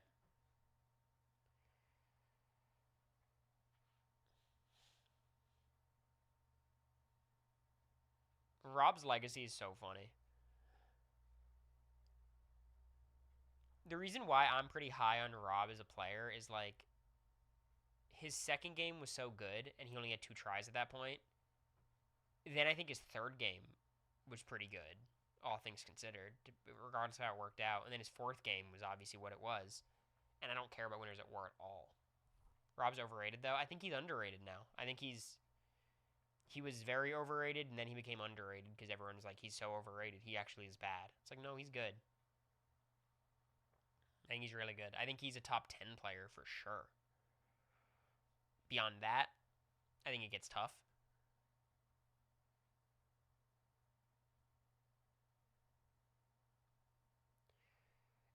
There's no such thing as a gimme season, Benry. It's just not true.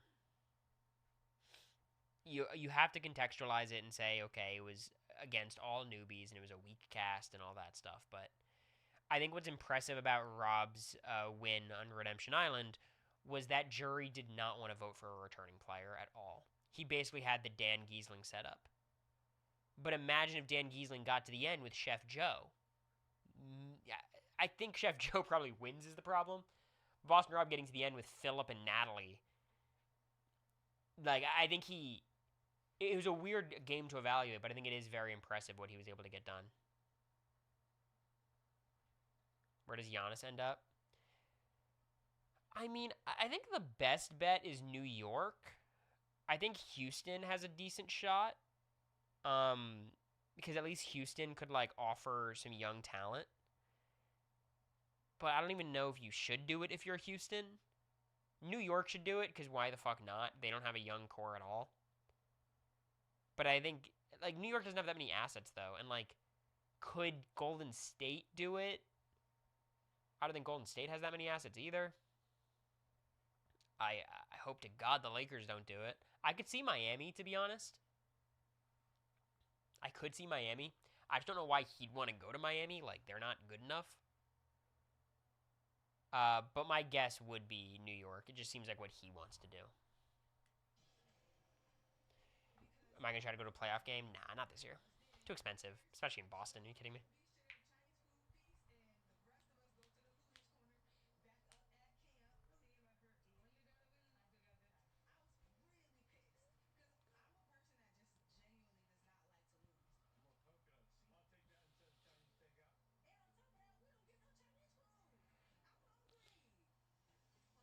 You're giving Tiffany such weird confessionals. Like, I can't help but feel like they're all forced now. This feels like a post. Yeah.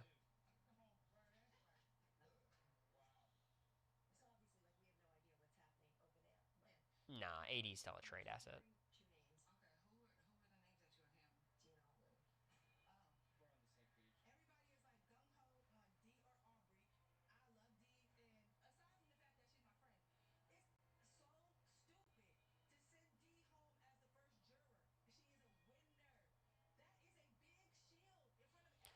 Yeah, but the whole point of shields is you vote them out instead of other people.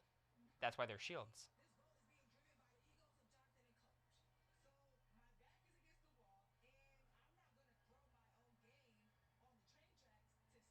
I kind of want Tiffany to turn some of this into action eventually.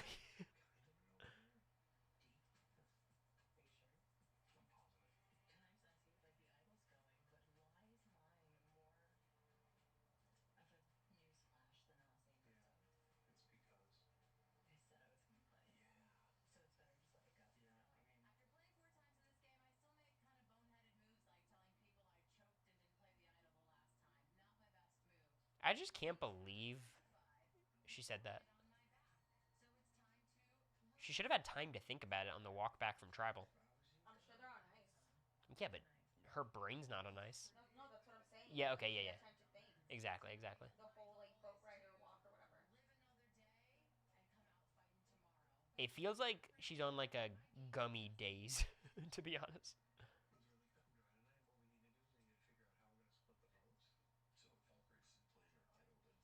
I'm gonna pour myself a drink. I finished classes today.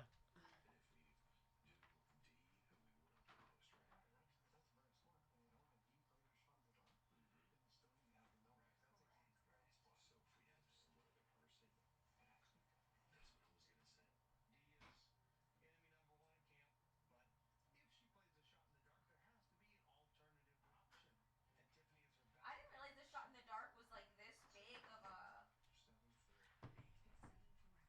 Oh, and look, you don't want to be the person who gets sent home by it. Shot in the Dark's an awesome twist.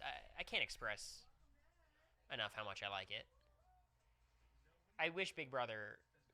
I mean, the blockbuster is the same thing functionally in terms of its goal.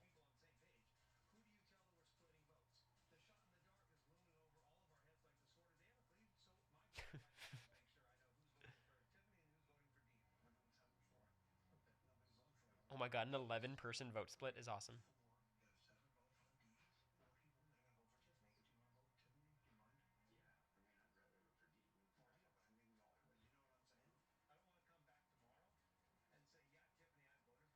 I don't know if people are gonna like Coach telling them what to do. No, this is not going to happen. There's going to be a confessional of someone right now.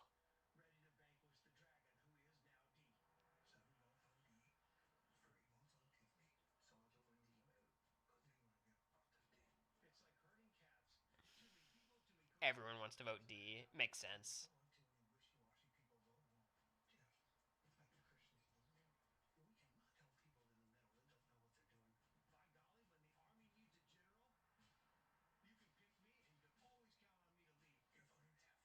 Is he in trouble?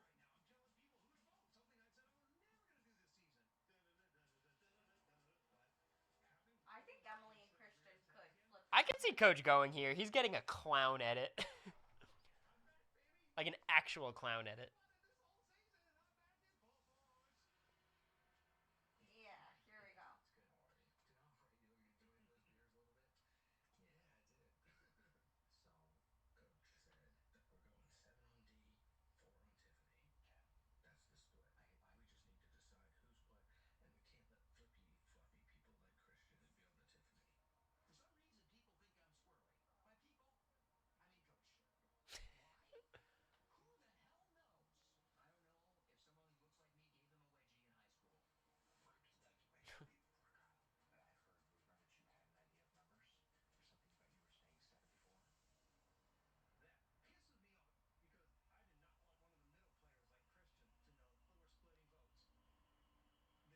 What the fuck was Coach thinking then?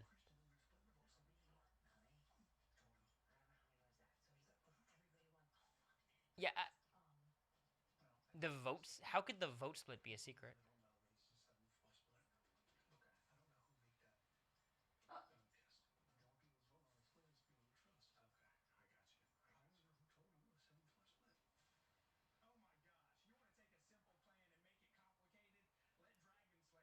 Yeah, what the fuck is he talking about?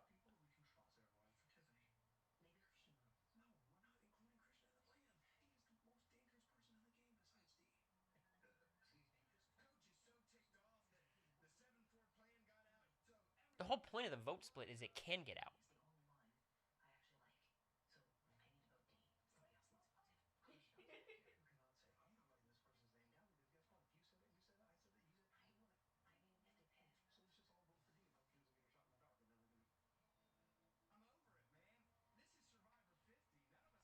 I do like Coach being like, none of us are lying.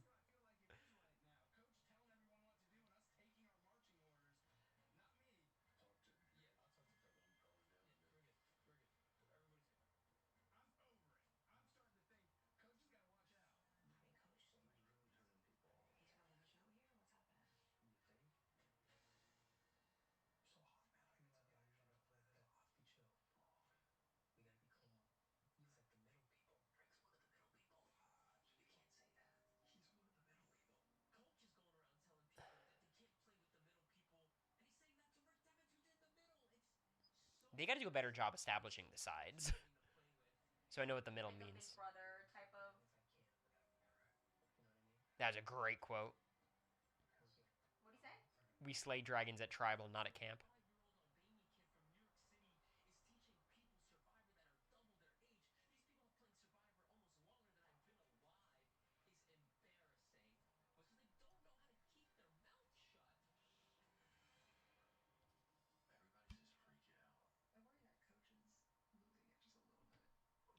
Middle player sounds like BB lingo. Yeah. Oh my god, Rizzo calls them floaters. Imagine.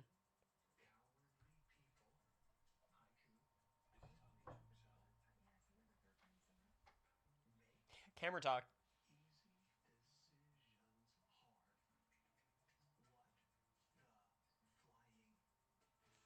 Oh my god.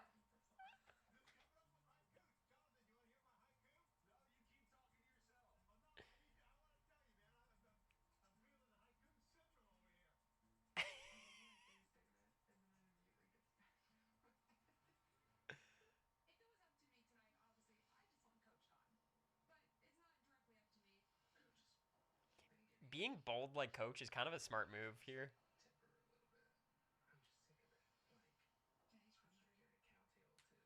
This might be a Coach boot.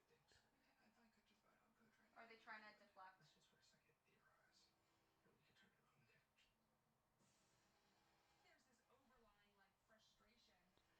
And Joe is getting purpled in the edit.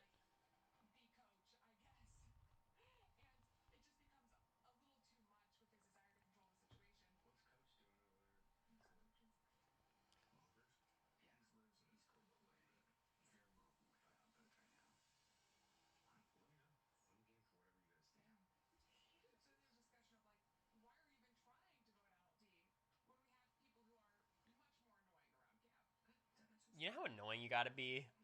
Survivor 50 for people to be like, fuck strategy, let's just get this guy out.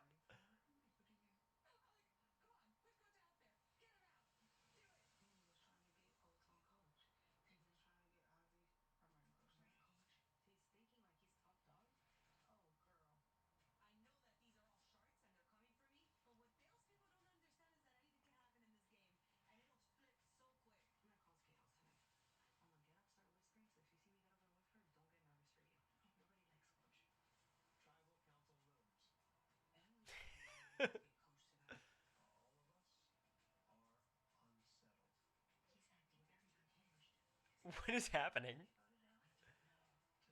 This feels like Winners at War a little bit, like where there's too much shit happening and I don't understand the dynamics of this tribe at all. Damn. He's gotta be annoying for people to be like, yeah, he's gotta go. Well, it's like it's fine to be annoying. It's just being annoying and imposing your annoyingness in your strategy. Yeah. But I will say, like in a tribe of 14, I think just being the one to say a name is pretty good because everyone else is like just down to jump on it. Is D still gonna go? I think right now my prediction is D. Yeah, I think it's D with a Coach misdirect. This feels more like a Coach boot episode the way it was edited, but like I think it just makes a lot more sense to get rid of D. No, I think it'll come down to like, yeah, he's annoying, but hey, everybody hates him And now this is how Coach ends up in the final three. By the way, Yeah. this is Angela surviving against Lisa. You know. I will say, Coach, I think, is officially not a winner candidate. Right? I think that's over. I think this episode was too damaging. Where do you have Coach in your ranking? I had Coach as a final three. I have him getting third. So I feel pretty decent about that. If he survives today, I think that's a good bet. But I do think it's D. I think it's D, and this is setting up why Coach can't win in the finals. That's my prediction. I'm locking it in. D was my main. No, Joe was my main prediction. D was my secondary prediction. So, not bad. Feeling good about my. I think my final three. I think I fucking clocked it to the person. I think it's Aubrey, Jonathan, Coach. That feels great to me. And Aubrey getting content in this episode, like, it wasn't good content, but, you know. She's been present in every single episode.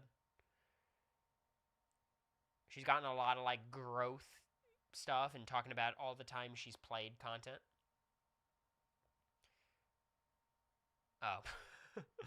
Yeah, my finals. I don't feel as good about my finals.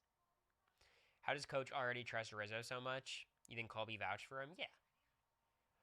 They were trying to bring Rizzo in earlier, right? In their original tribe. Saying they just bond. And Rizzo clearly is magnetic in that way. I think Rizzo's the perfect type of player to play back-to-back. He's just very disarming. Imagine Aubrey doesn't play the idol again. I mean, I don't think she will. She shouldn't. The thing is, once you hear that your name is out there, that's not the time to get rid of your idol. Like, that's the time to cling to your idol. I'm surprised they're not splitting the vote on Aubrey. Just as like votes are going on you tonight. Use that idol. Yours is actually set up well socially. He's doing excellent socially. I'm just curious where he stands with Christian and Devins and Emily. And them. Because we know he's good with the old schoolers. We know he's good with D and them. And we know he's good with Suri and Ozzy. The one faction he doesn't have locked down yet is the others.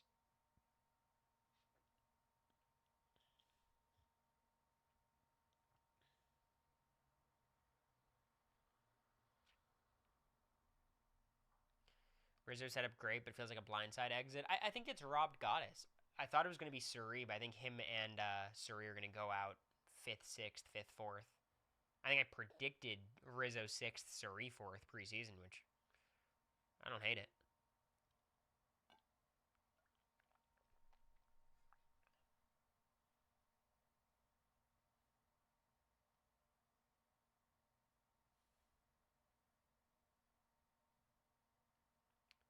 What do you guys think? D or Coach? It feels a little too obvious, but feels a little too obvious that it's D. But I hope D stands up during Tribal. If she is, that will show me that it's definitely D. Because that is some desperate shit. Do you think D plays are shot in the dark? I hope so. I feel like if she's trying to rally the votes against Coach, we would have seen more conversations. And her one vote wouldn't matter that much if she was able to successfully do it, you know? So I feel like even if she thinks she might have it or she's on the fence, she should just play her shot in the dark.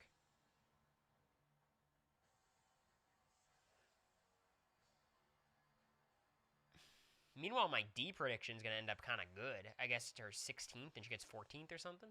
It's not bad.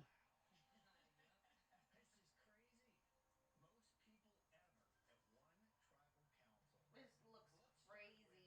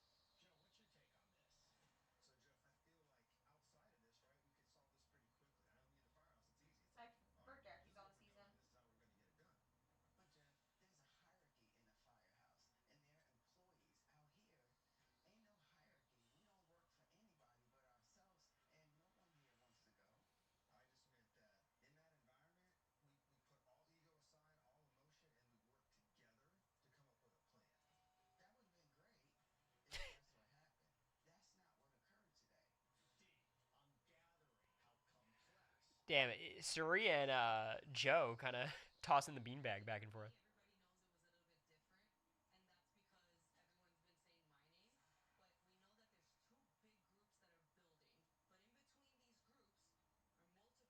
They need to lay out these groups, man. This is bad editing and production. Maybe if we didn't have Stephanie going on a fuck ass journey for no reason.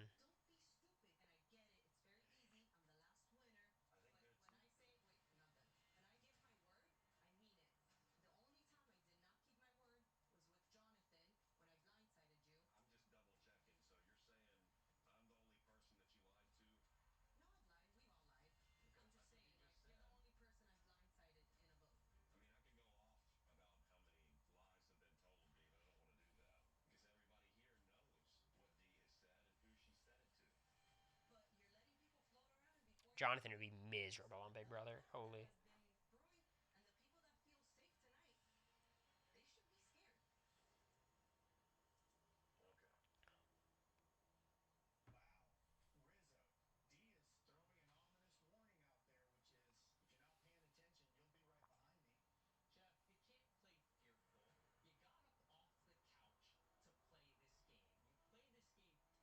No shot to Suri's crazy.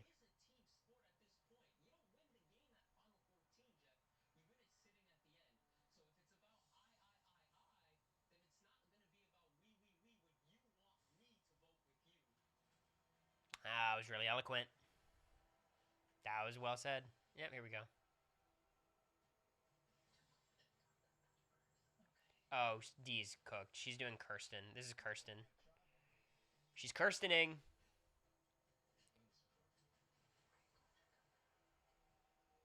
Okay. It's not a live tribal. It's D throwing out a prayer, you know?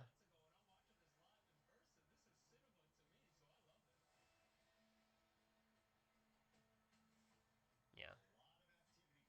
This is all of them being like, she's full of shit.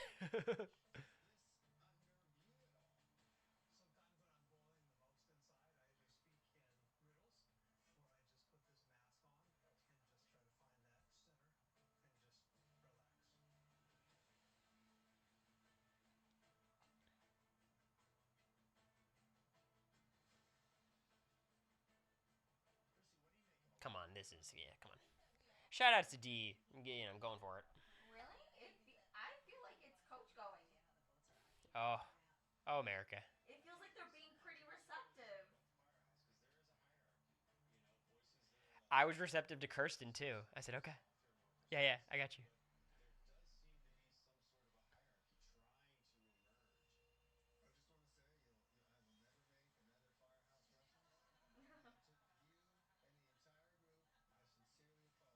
It did feel like Suri was shitting on his metaphor pretty bad. That would hurt my feelings.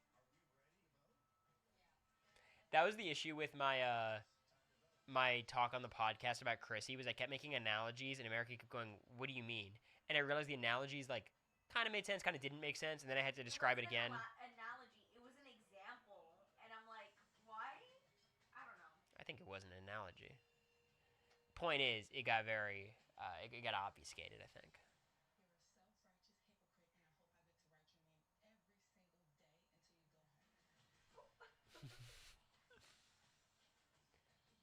God, season 46 was so much better than every other New Era season. It's crazy.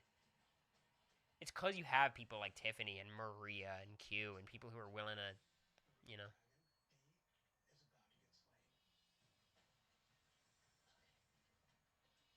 I think it's Coach. All right, I think America's been fooled.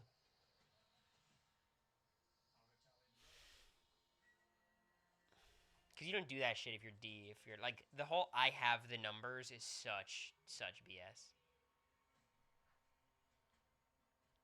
Aubrey's got her idol. Don't play it. I'd be pissed if Aubrey played it. It's such a funny bit for her not to play it now. She's got to gain trust, though.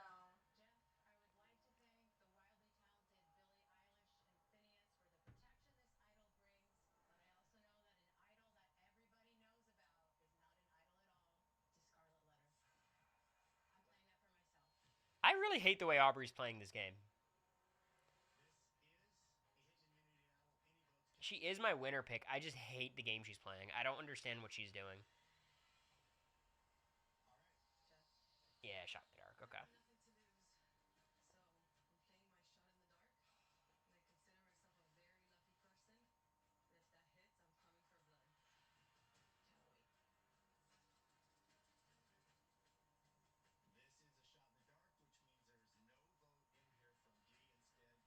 Does it hit?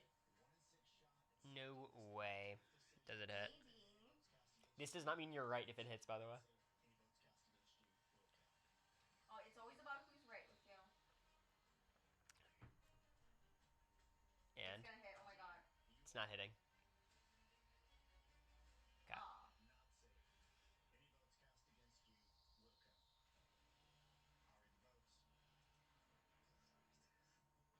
This would be crazy if she swung the votes.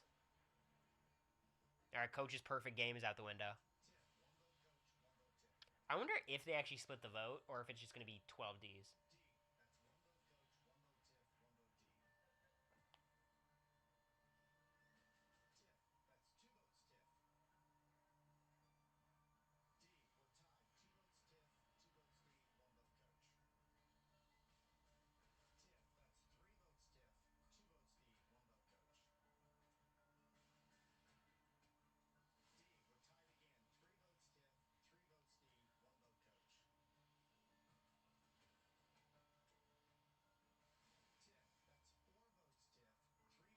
All right, so it should be D D D D D D D, right?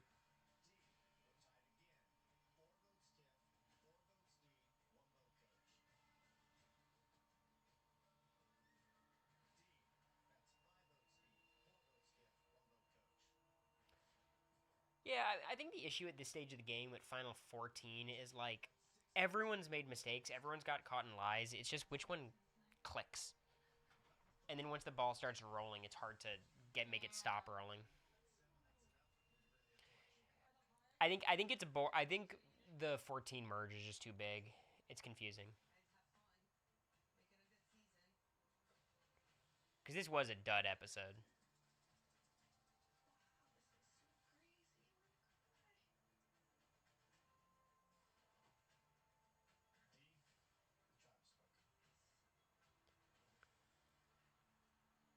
D got sloppy. Yeah, I mean she fucked up, but you know, it happens. How many like Emily spilled 27 times and got away with it. Maybe it's social game. She was always gonna be a target. Exactly. America's right. D was in a lot of trouble. Like I don't think this hurts her legacy at all. I just think I'm lower on her first winning game than most. I hate Coach. I liked Coach this episode. I thought the haiku psychosis was kind of funny. I don't know how else to call. I don't want to like trivialize psychosis, but like it does feel like he's in his own like world.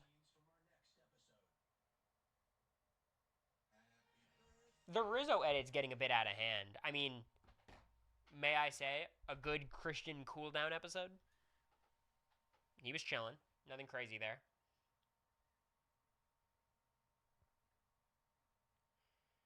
Would Charlie have bailed on her as quickly as Rizzo did?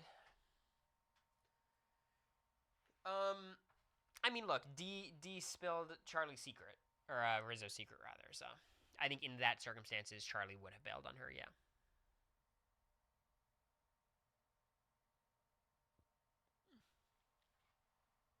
No, I think this episode was worse than the Well, no, I think this was the worst episode of the season. The Zach Brown thing was the most egregious moment of the season. I just think this was the first time where it felt like I don't have any idea what's happening on the island. No, Christian had one comment. He made a quip at some point. It wasn't even he didn't even show his face on screen, but I heard it. I'm trying to remember what it was. But this feels like Winners at War, where I have no idea what fucking happened. They're talking about the middle people. I assume the two sides are like Jonathan, Coach. I guess Stephanie's there, Chrissy, them, and then the other side I guess is like Christian, Devins, Emily, and then but they're calling Christian and Devins in the middle. So that side of things is who? Rizzo, Ozzy, Suri. Style graphic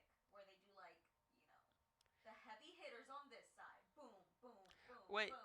on Big Brother, we get to actually know what it is. Here, it's like, like if someone made one of those, they'd just be guessing. The editing sucks this season. I think it's been okay for the most part. Like I thought they gave us compelling reasons why everyone would go home. If anything, it was a bit predictable. Today was predictable too, but I just don't think they did a good job laying out the dynamics of the tribe. Where does Tiff fall? Yeah, Tiff is just on the outs, I guess, with D. They're building up Tiffany a lot. I think Tiffany's getting pretty far.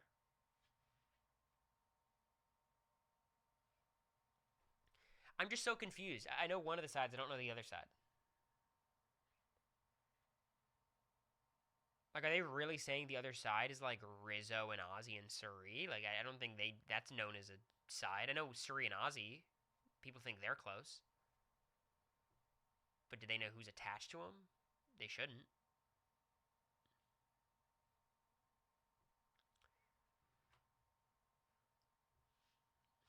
IDK.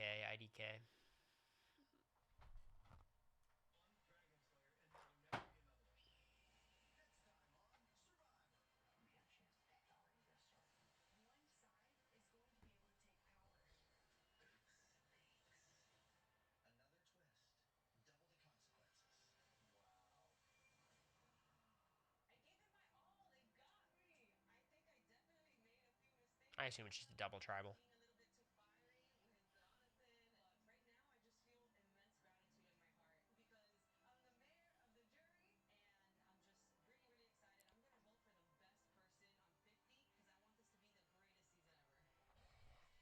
I like that from D. It's got to be pretty cool for her. She already won the season. She's got this burgeoning career on the challenge if she wants it. So she knows it's not like she's out of opportunities. And she gets to be on the jury. She gets to go to Ponderosa. She never got to really have that experience. In Survivor, you still go to Ponderosa after the game for like a day. I guess just for the night. Um, but yeah.